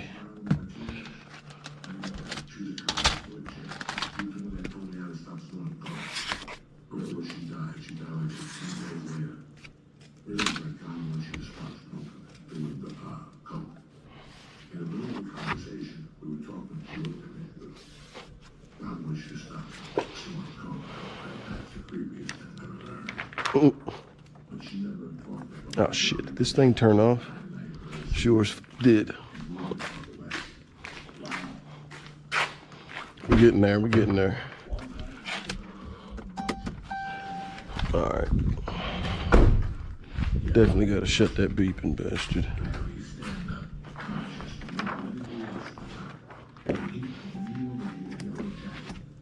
Damn.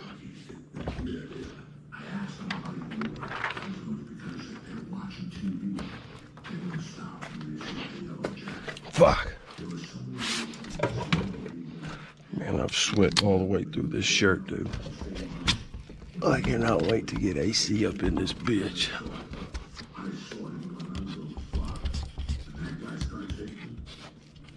I'm half tempted to just try to put the shit in myself for today. I don't know if I can stand this another fucking day. And it's gonna be nothing but hotter this week. What is that? A fucking bug on the outside.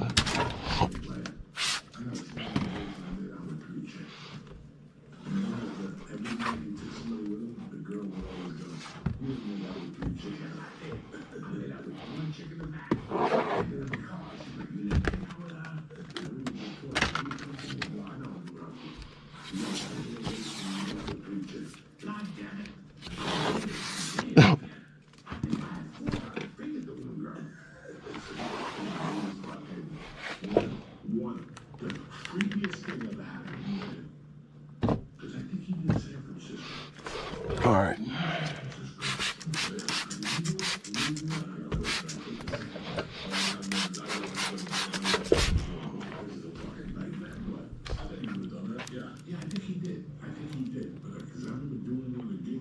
All right, let's see if this tacks up or if this slides around like it should.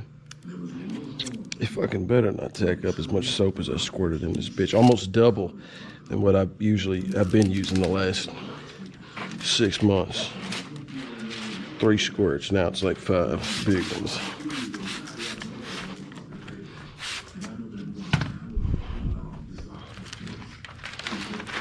All right, moment of truth.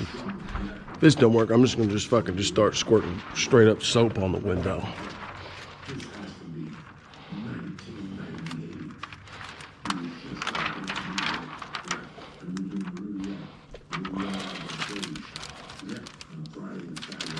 There, now we're fucking talking. Dude that was asking me about sliding in place, this how you do it. A shit ton of soap. No way.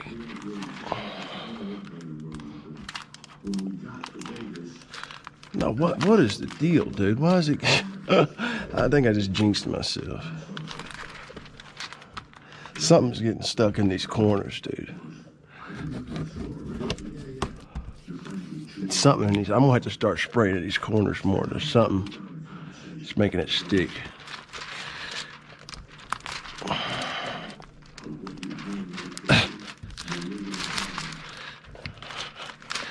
Good God, dude. What the fuck is going on?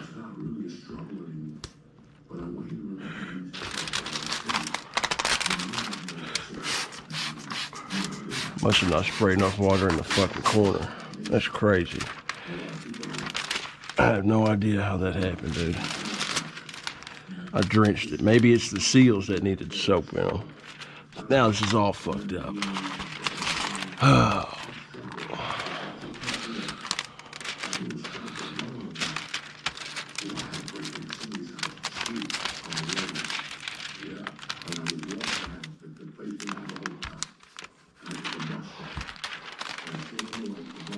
Something with these fucking sides, dude.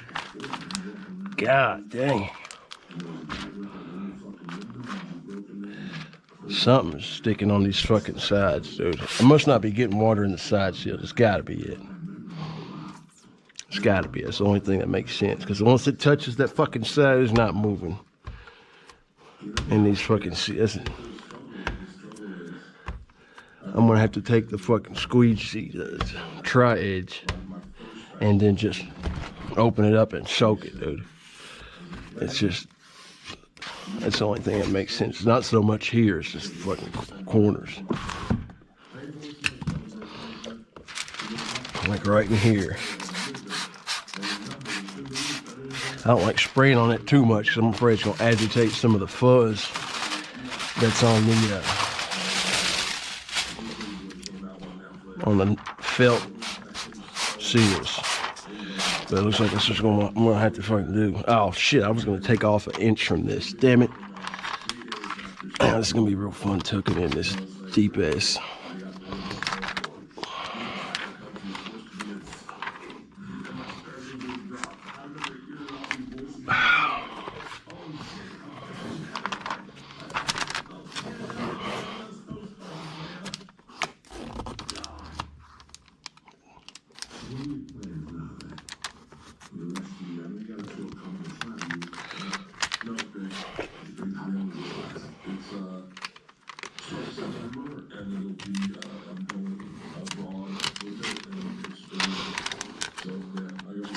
Yeah, because you got to lift it so fucking high.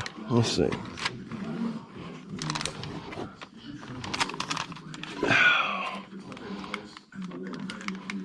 Let's see, nigga just wants to get jammed the fuck up.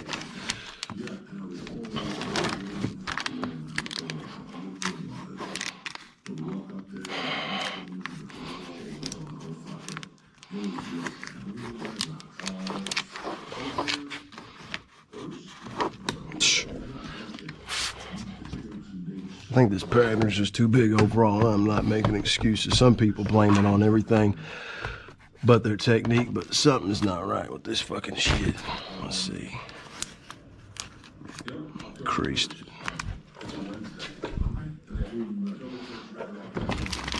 I was pissed off at this anyways.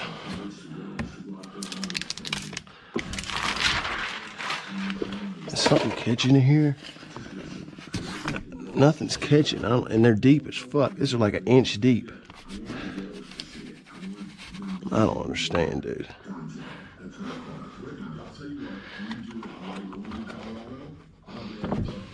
I'm about to just stick a fucking wire in here.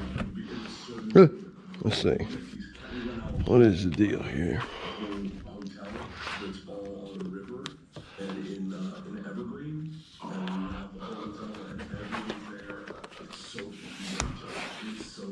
I've never had problems like that with the fucking 300 side window. It's fucking crazy. I'm gonna hand cut this bastard. All right.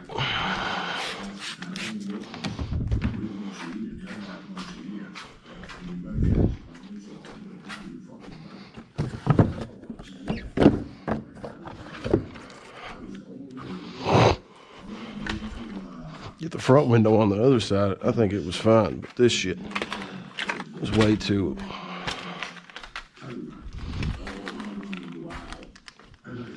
Way too deep.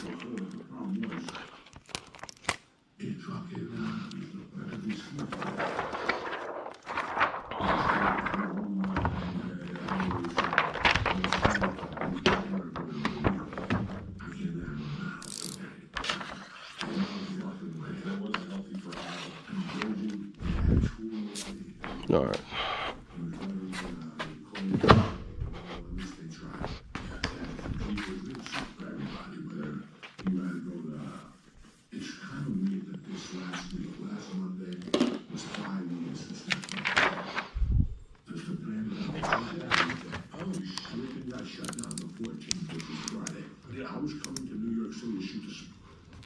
Finished the Soprano movie. Yeah.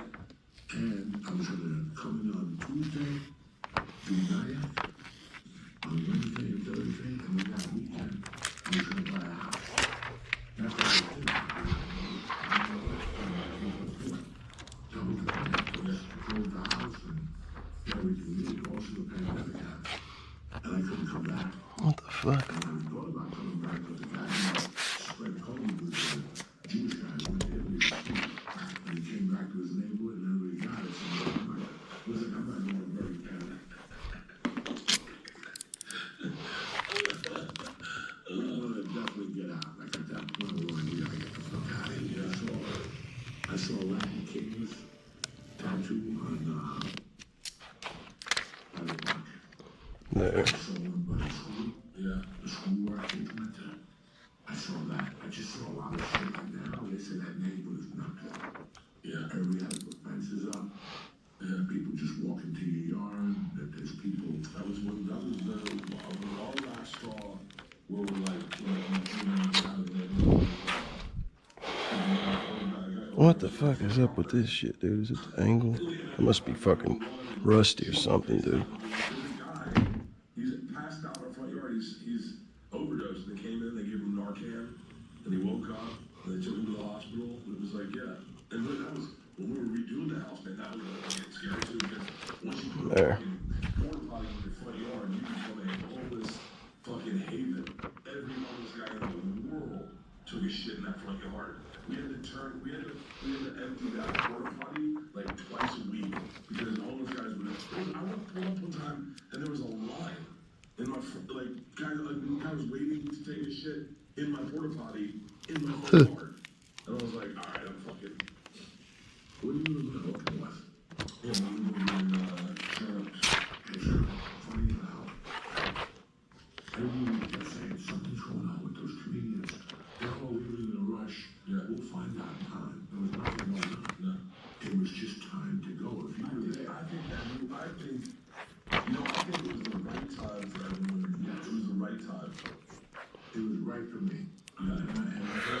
Now I'm just gonna very fucking. But I knew that I didn't want to raise my daughter there. That area was getting worse. That's all it needs right there, just to be tucked in like a fucking 1/4 inch. Plus, whatever your gap is gonna be at the top, the micro edge, that's already got to be included too or added on in your mind.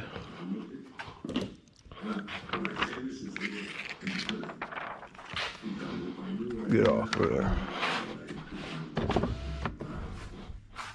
If I knew what I knew now, I would have gotten out of LA in 2008. But the problem was, I also enjoyed what was happening at the comedy store. Oh, 2000. And be in LA when the guy now that has changed the landscape of media in general was creating and he knows the early episodes of Rogan. Like I think so much smarter than me. I get lost when he tells me things. Like I do a podcast now, and I just sit there and nod. I'm like, yeah, I'm not as smart as you, Joe. He knows so much shit about so much shit. I'm like those early Rogans when he was just a meathead. Those were the funniest fucking podcasts. We used to go on there and go crazy. You knew it. You knew you were gonna get a great response. Yeah, and I went on Rogan. I knew I was going on Johnny Carson the 70s. Yeah. I knew that everything I had to say had to be fucking gold. Yeah. If not, it's gonna, and I've read a thing about a year ago, comics like, I love that, nothing happens, man. Well, bitch, you went on there talking about oiky doiky shit you talk about. You gotta go outside the box in Rogan. I said some shit that I dread saying on Rogan. Dread saying. I got like 4 people on Facebook that they want to throw me under the jail. I said about it on Facebook. You don't care. They were true, and we got time to say it. It was 40 fucking years ago. And that's why I've always thought podcasts is about. It's crazy. And then they started telling me what we can and can't say. Now, I haven't given a fuck in 5 years. You want to cancel me? Yeah. Try it. Who gives a fuck? I say whatever the fuck I want now. Yeah, I really do. Why? Why? Because I'm hurting your feelings? I wasn't put on this planet to fucking help your feelings. And I wasn't here to hurt your feelings. But if you're getting hurt by what comes out of your mouth, go fuck yourself. That goes for everybody. One of the producers was one of the TV shows I was doing. She's like, I watched your special. Are you concerned? And I said, about what? She goes, well, some of the stuff you say. You afraid you're gonna get, in trouble? And I was like, I go, honey, I can't even tell you the thing you're talking about. I don't even know what you're talking about. I have no fucking what the fuck you're even mentioning. Like, it's crazy. It just became something else for people, but you keep doing what you're doing, and fuck them. Let them fucking worry about it. Fuck them. You don't have to worry about it, It's sad that we can't say the shit we want to that beat. Some people don't want that shit said. I get it. There's a lot of people out there. All right. You should just put attention. And you're not getting nowhere. This is a business at the end of the day.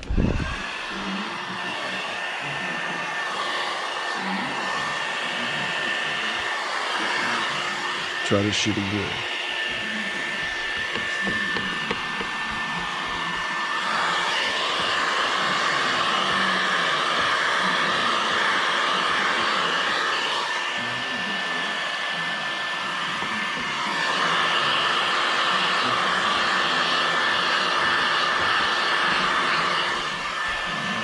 And see, that's the thing with buying a pre-cut set, dude. You never know if you might have to do a redo.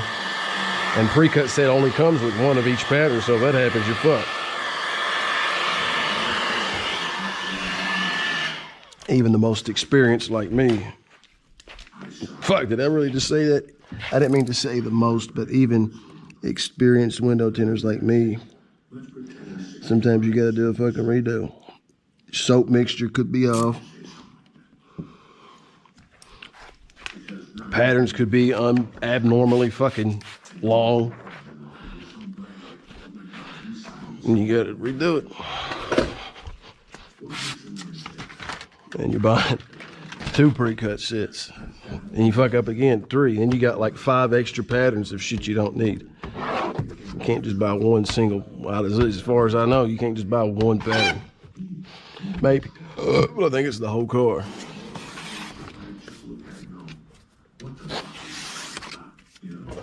All right, now what I'm gonna do is open this fucker up.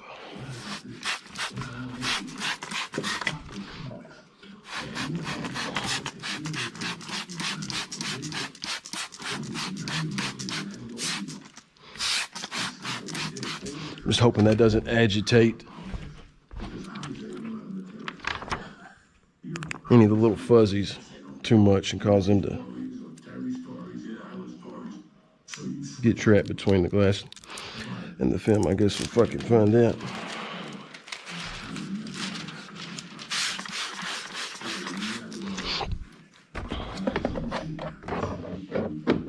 Fuck.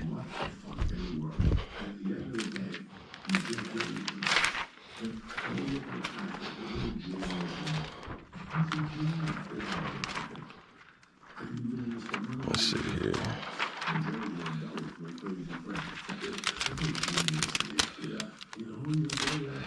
Wait fucking brother.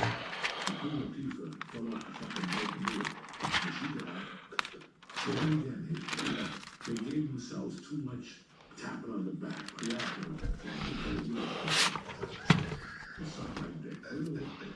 Nothing bothers me more when they say he's a funny comedian.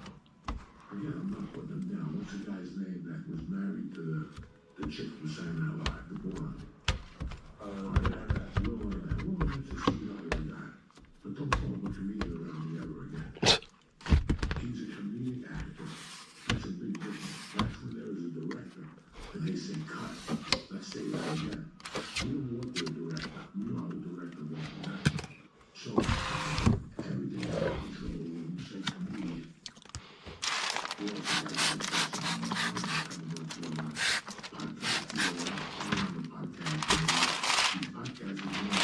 now you'll see I don't have 10 feet of fucking film to tuck in on the bottom. Just like a 1/4 inch, that's it. Pull that back until it pops forward. Lift it up with your thumb. Dry it off so you've got grip. And there you go. Lift it up in the middle.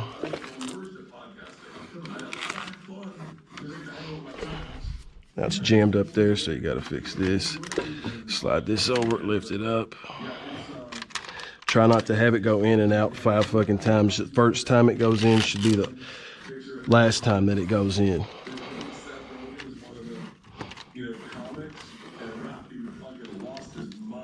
There. Fuck. Just my luck. Oh, fuck me. That's never coming back, is it? No, I'll get it out.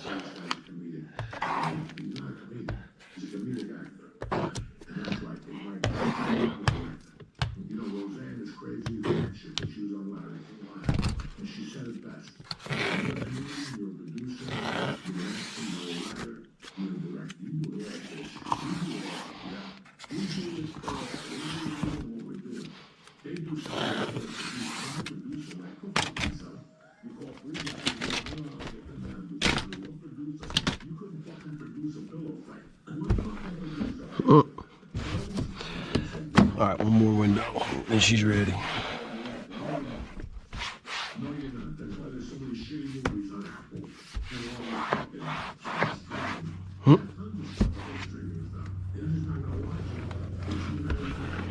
Ow, I just broke my fucking fingernail.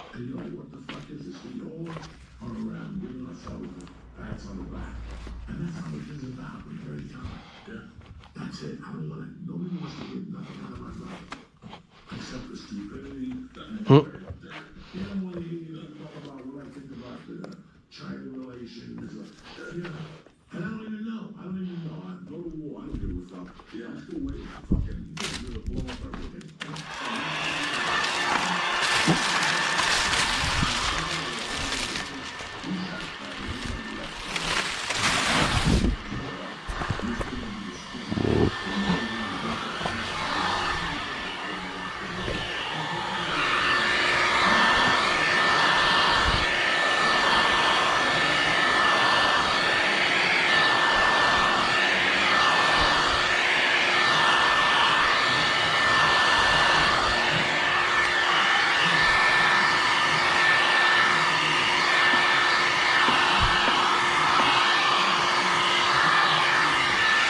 Being very careful with this heat.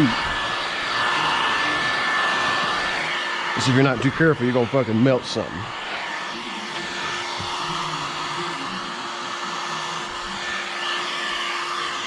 Jesus Christ.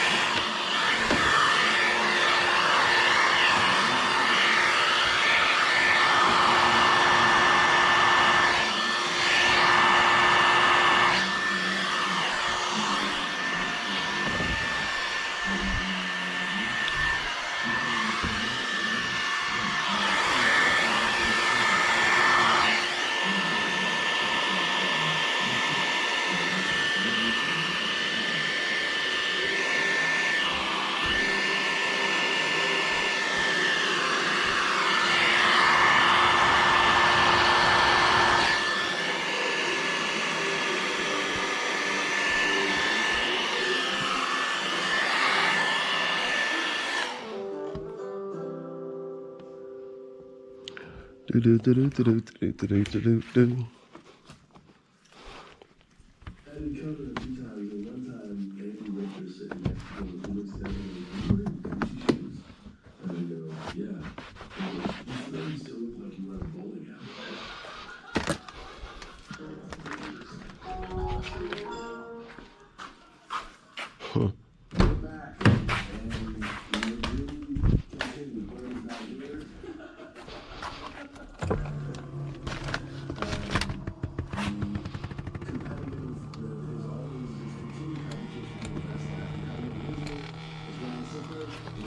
All right.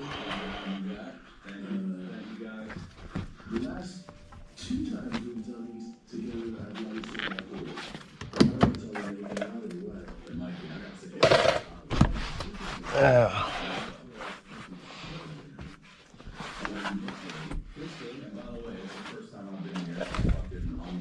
Thanks, man. Thanks a lot.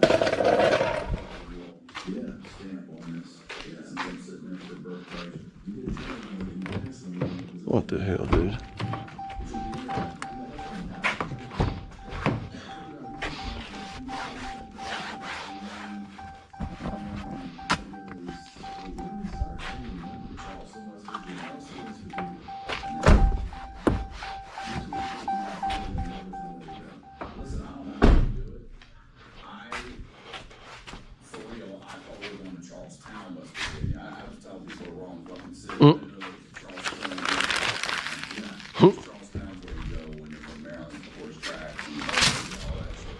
Oh shit, I forgot about this. Everything in South Carolina. But they were cool. They were great. They were Great crowd. Yeah, great fun. Charleston was great. Cincinnati's my first time there. It's a beautiful city. I get why so many people want to live there. Maybe not in the winter, but everywhere, all over the time. It was a good time. Great time. Hey bro, have you tested the Windows film from Alibaba? The hat comic is back. You know. I got it from A lot. yep, got it on the back. It's not from Alibaba. It's from China, but I didn't go on Alibaba.com. I went to how did I find it? How did I find that fucking tent? I'm sure there's, let me see, from WhatsApp, but I can't remember how I got their WhatsApp name and number. It might have been Alibaba. He's the enemy of my Ravens. I sold him All I know is I typed in ceramic, went like on Google Images, I typed in ceramic tint. Fuck, how did I find that?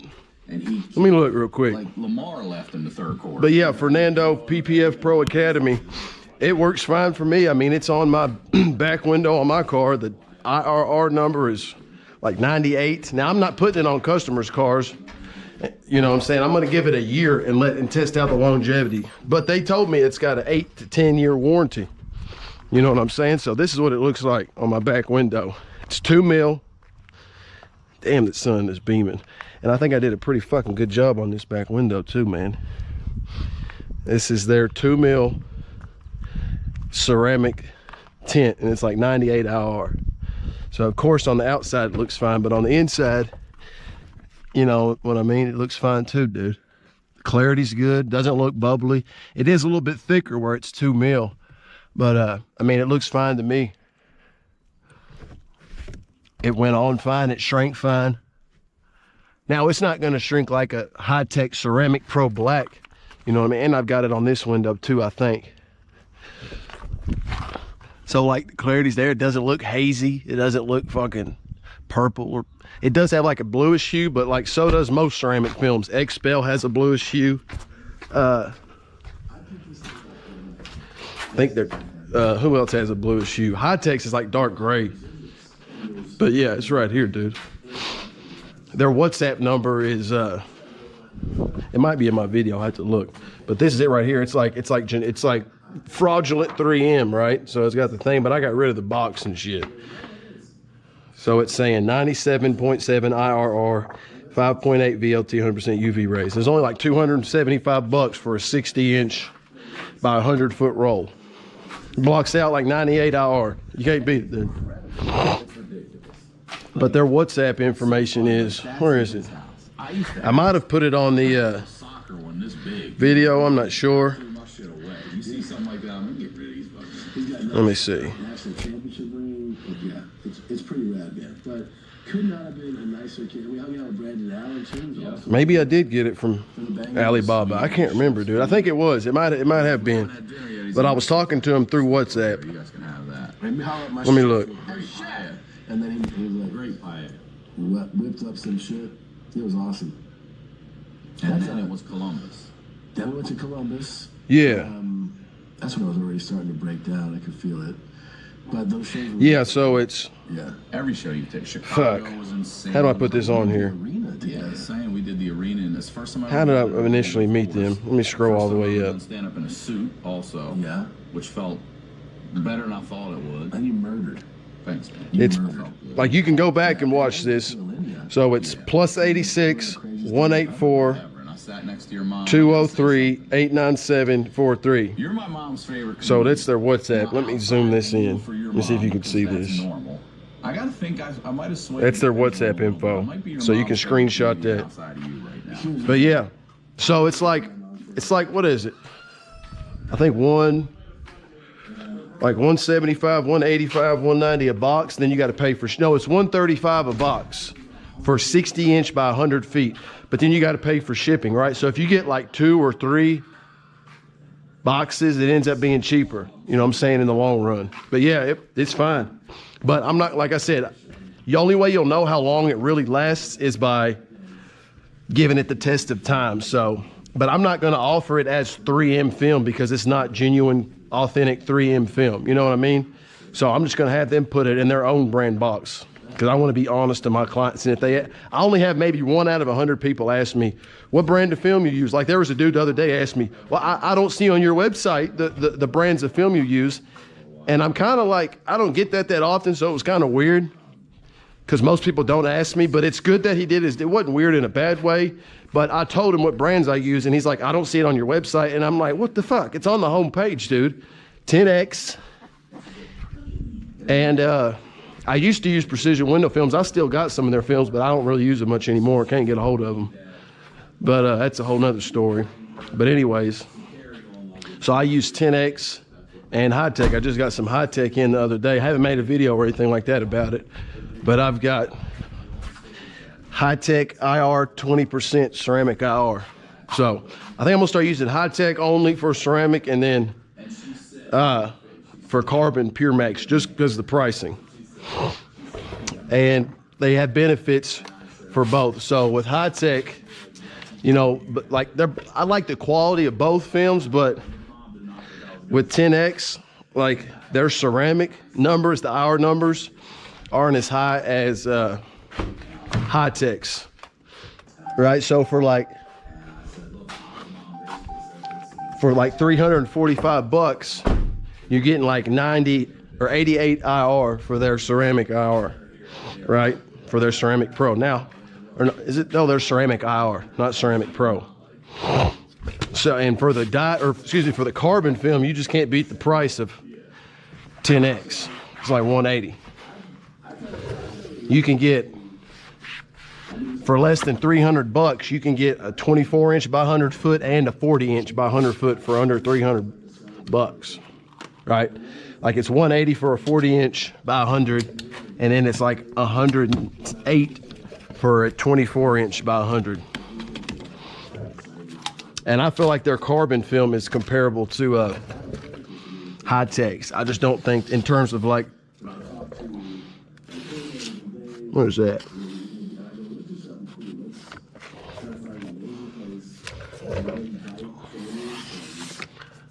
Fuck, what was I saying? But yeah, I can get a better deal. So the best bang for the buck is, in my opinion, 10X for carbon. And then I think I might have killed the battery. 10X for carbon. Fuck.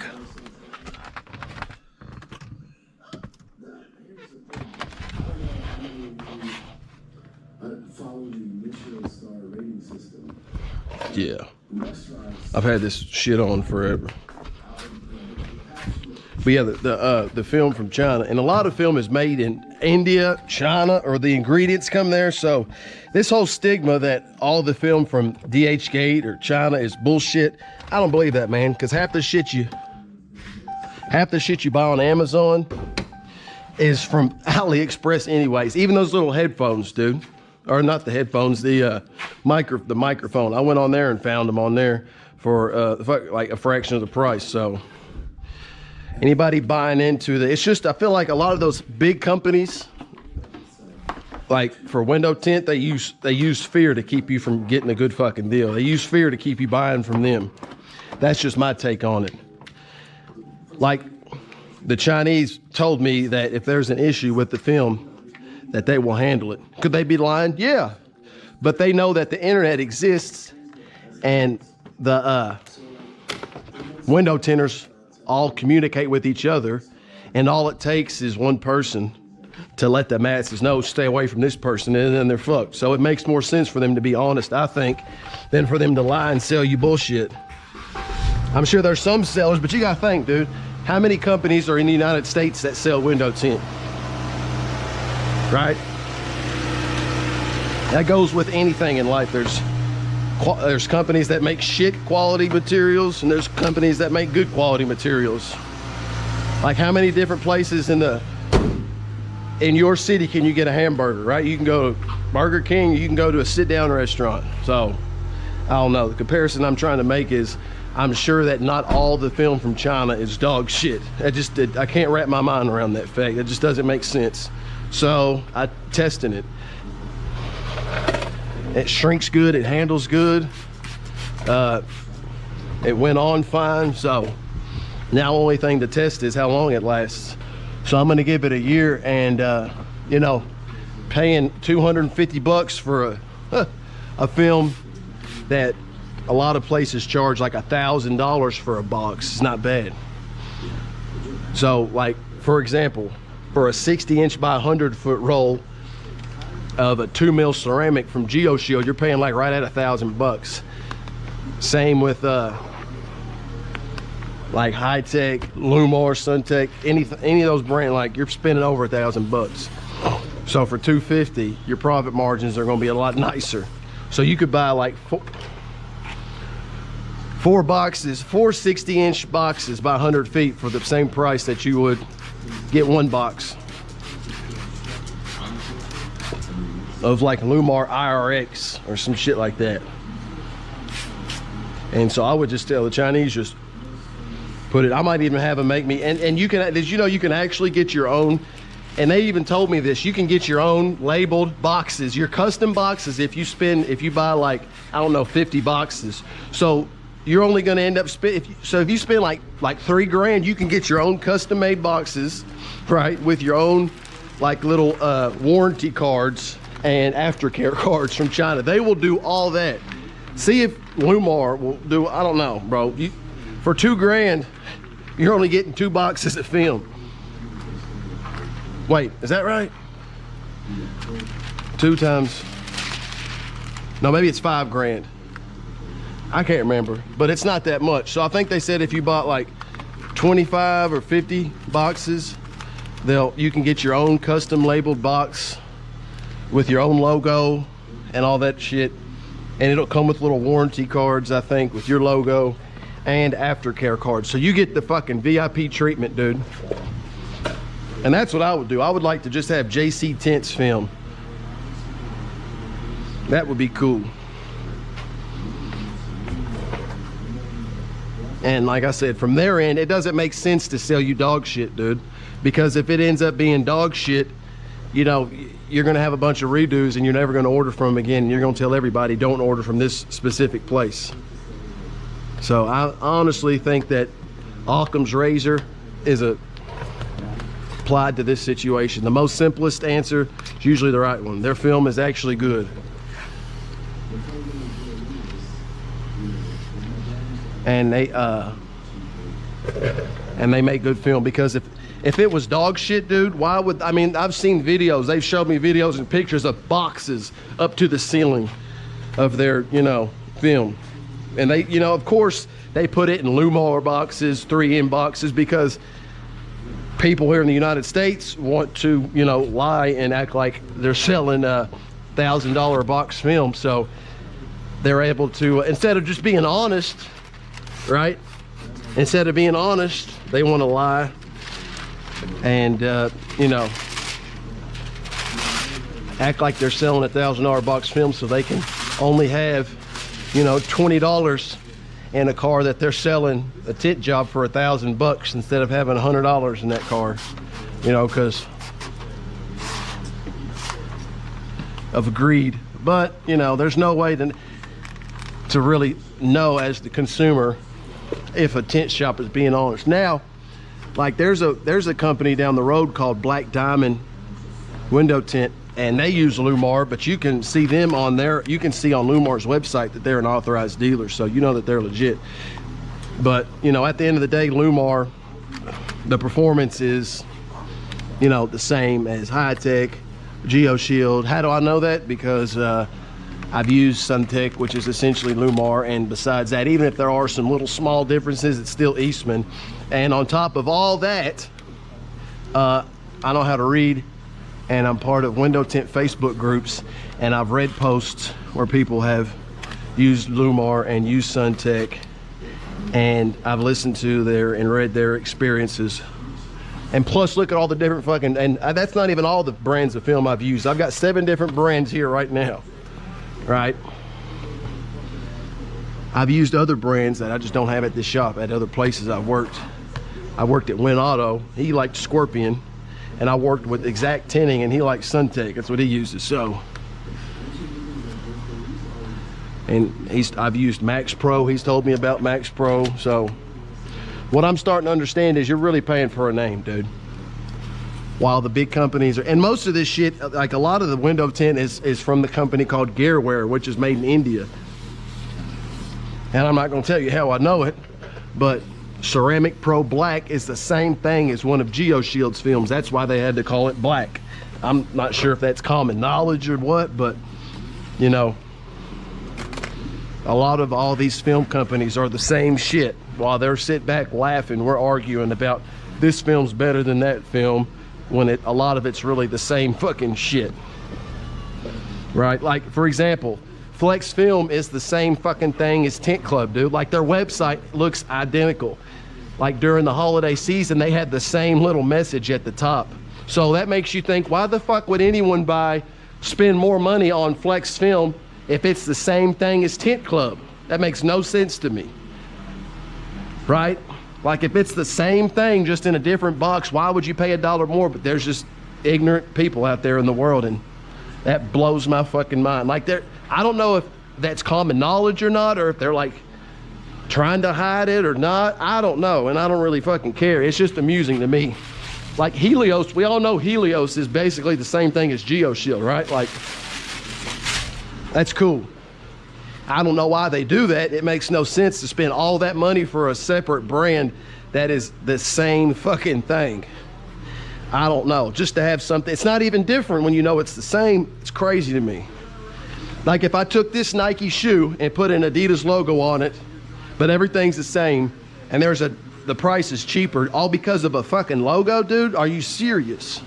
But that's how, you know, that's how it works. It blows my fucking mind. I don't know why people would buy GeoShield ever. It's so weird to me. I guess it's the same reason people spent $30 on a brick from Supreme clothing brand and then went and resold them, and people were buying it for $800 to $1,000. People are just stupid, man. Stupid. As I get older in life, I realize that there's so many stupid people out here, dude. Makes no sense to me. But hey, whatever makes you happy. That's just my opinion. Why someone would spend money on a product that is the exact same as something, just the logo is different, it blows my mind. Like, and I just found out that Tint Club was the same as Flex Film about a month ago, and I saw they both had the Memorial Day little message at the top of their website, like, make sure you order your film before the holidays, or like it was the same message, just wrote a little differently. So I'm like, what the fuck? Why would you, like, that makes no sense. So the only thing that's different is the boxes and like the logo, and you just charge less. I don't know. Blows my fucking mind how people, I mean, there's idiots out there spending like $40 on a wallpaper brush. I don't know. Just there's really stupid people out there, dude, and they get their feelings hurt when you point out to them how stupid they are. That's just my opinion. Maybe they really think they're smart. Buying a fucking wallpaper brush from somebody for fucking $40 when you could go to Lowe's, Ace Hardware, Walmart, or Amazon and buy, if not the same, something pretty fucking close. I don't know. Just retardation is at an all-time high around here, apparently. And I'm not even that smart. There's just some really stupid people out there, man. Like, I only got a 20 on my ACT and my IQ is average.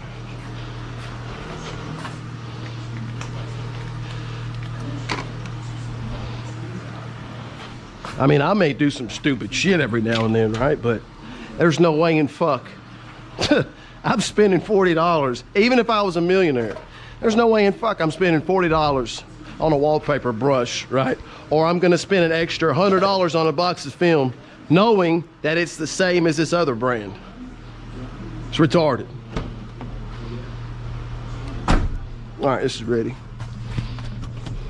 But yeah, the Chinese film, it's good to me. Only thing is I'm gonna have to wait and see how long it lasts. I could start putting it on people's cars, but then I don't know. It's a risky thing to do. Why is it risky? Because I'm gonna have to take their word on it. Now, what does that mean? Well, that means they said lifetime warranty, but no. They didn't say lifetime warranty. They said 10-year warranty, sorry. And that just means, and I had to understand what that meant, that just means that they will cover any expenses if it fails within that 10 years. That doesn't mean, well, it's only gonna last 10 years. They just say, we'll cover it up to that long. Kind of like a car warranty, like a 5-year, 100,000 mile powertrain warranty.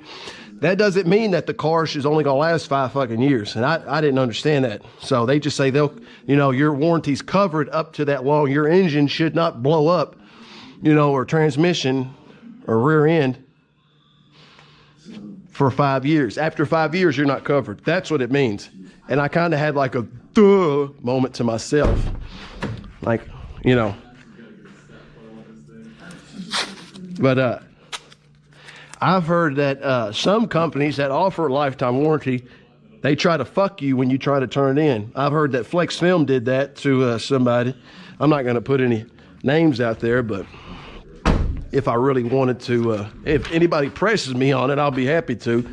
But I don't want to start any drama that I'm really not a part of. But all I know is some of these big name brands, when it comes time to cut that check for their film when it fails, you know, it's cheaper just to say, fuck you, I'm not going to honor my warranty and not come out of any money. And I guess they figured out that it's not really going to affect their reputation that much, because they'll just flip the script and blame it on the other guy for installing it wrong. And, you know, they'll still, actually, at the end of the day, they could probably publicly fuck them and they would still have people that bought it, right? But I think that situation was kind of private, and somehow I know about it. But, you know, warranty's only as good as a man's word. So everybody likes to say lifetime warranty, warranty, warranty, warranty, warranty, warranty. This one guy from, damn, I shut all 4 doors. I usually don't do that. The key's in there. This one dude from Florida, I called him asking about his film, and he said it had a 100-year warranty. That just sounds like bullshit, dude. Just so does lifetime. Whose lifetime? Yours, mine? So that's why I like to find out if they really honor their warranty. Like, call them and say, hey, like, manufacturer situation, like, hey, I had a car come back, the film failed, just to test them to see if they're honest. That's what you should do. All you people out there that like to boast and brag about your expensive high-end films, tell them you had like 5 comebacks and the film's bubbling with like Lumar, Suntech, or GeoShield, or Flex Film, or Tint Club. See what they do. And send them some pictures and just see how they proceed forward, you know, just to find out. And then you'll find out how they'll handle it when it really happens. Because they love it. It's kind of like an insurance company, how they like to, they'll happily take that monthly ACH bank transfer, you know, for your $400 full coverage policy, you know, but as soon as somebody rear ends you, they're ready to fucking cancel your policy or raise it like crazy, you know. Or somehow it's your fault that you got rear-ended. Some companies will do everything in their power to keep from having to pay out. You and I both know this, so it's good to test the company you get your film from. And I know Precision Window Films honors their warranty, and I don't know for a fact 10X does, but I got them on the phone saying that they would reimburse me up to $150. But you got to keep track of, like, you got to write down on the warranty card the box number that it came from, like the warranty for the you got to write down on their little warranty card. You got to fill all the information out and write down the like the box number and all that shit, the date you did it, and if it comes back bubbled up and they verify it with that, you know, it came from a box that you bought from them, then they say that they told me on the phone. Now, will they actually do it or not is another question. I don't know, but they did hold me that, or they did tell me that on the phone. So if they tried to bullshit me, of course I would just, like anyone should, make it public, because you're supposed to keep your word in life. If not, there should be fucking consequences, because not keeping your word, last time I checked, it's called lying. And I would want to protect someone else from, you know, getting fucked in the ass by a company, because I have a certain level of empathy that I think keeps me from being a sociopath. So I think like if I went to McDonald's and there was a fucking rat in my cheeseburger, I would want to let everyone in God know, so they don't have to, you know, chew in their burger and eat a fucking rat or a cockroach or a booger. Why wouldn't you? You gonna say nothing and let somebody else fucking chew into a bite of a hamburger and half the rat's there, the other half's in your belly? All right, this bad boy's finally ready. Giveaway is now complete. I'm gonna put my John Hancock on it. No, yeah, right here. Look, this was taken actually right now, still this minute. Still this minute. She goes, so, I go, you were over there. Yeah, all the way right here. James Elwell, what's up, Negro? I just finished up this, now I didn't do the windshield, but I did the sides and the back. I redid, took the old tint off, put new tint on, 10X. they participated in my Facebook giveaway. I think it was last week. So yeah, I got them in here. I think it was a week ago, or maybe a couple weeks. It wasn't that long ago. So I got them in here. Got the car finished, you know, in a reasonable amount of time. I didn't make them wait a month or 2 months or 6 months or a year. When you win a giveaway, or if someone We had to put her out in the car. you know, has to come back, which is a rare occasion, and I have to redo something, I don't bullshit people and, you know, make them wait a long ass time. So kind of like if you won the lottery and you went down to, you know, the lottery building and they told you had to wait 6 months to get your check, you'd be pretty fucking pissed off, wouldn't you?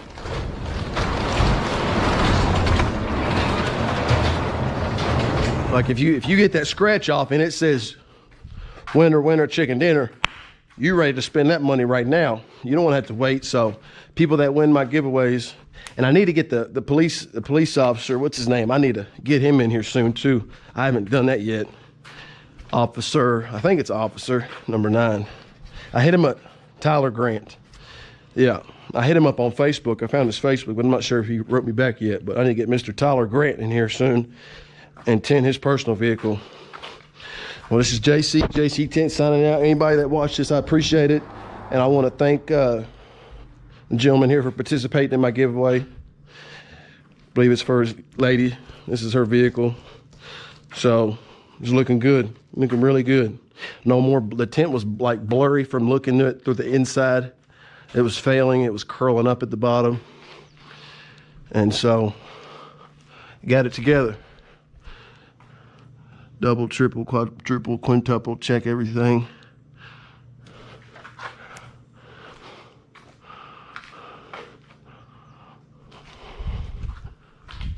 And I'm about to send him a message right now.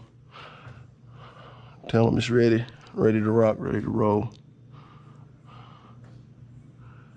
Let's see. I said the tint on it before. Just the back window was in bad shape, and then rest of it, it wasn't horrible. But anyways, I'm gonna get the hell off and reach out to them. Keep an eye out on JC Tint's page on Facebook for the next giveaway. It'll be before the end of this month.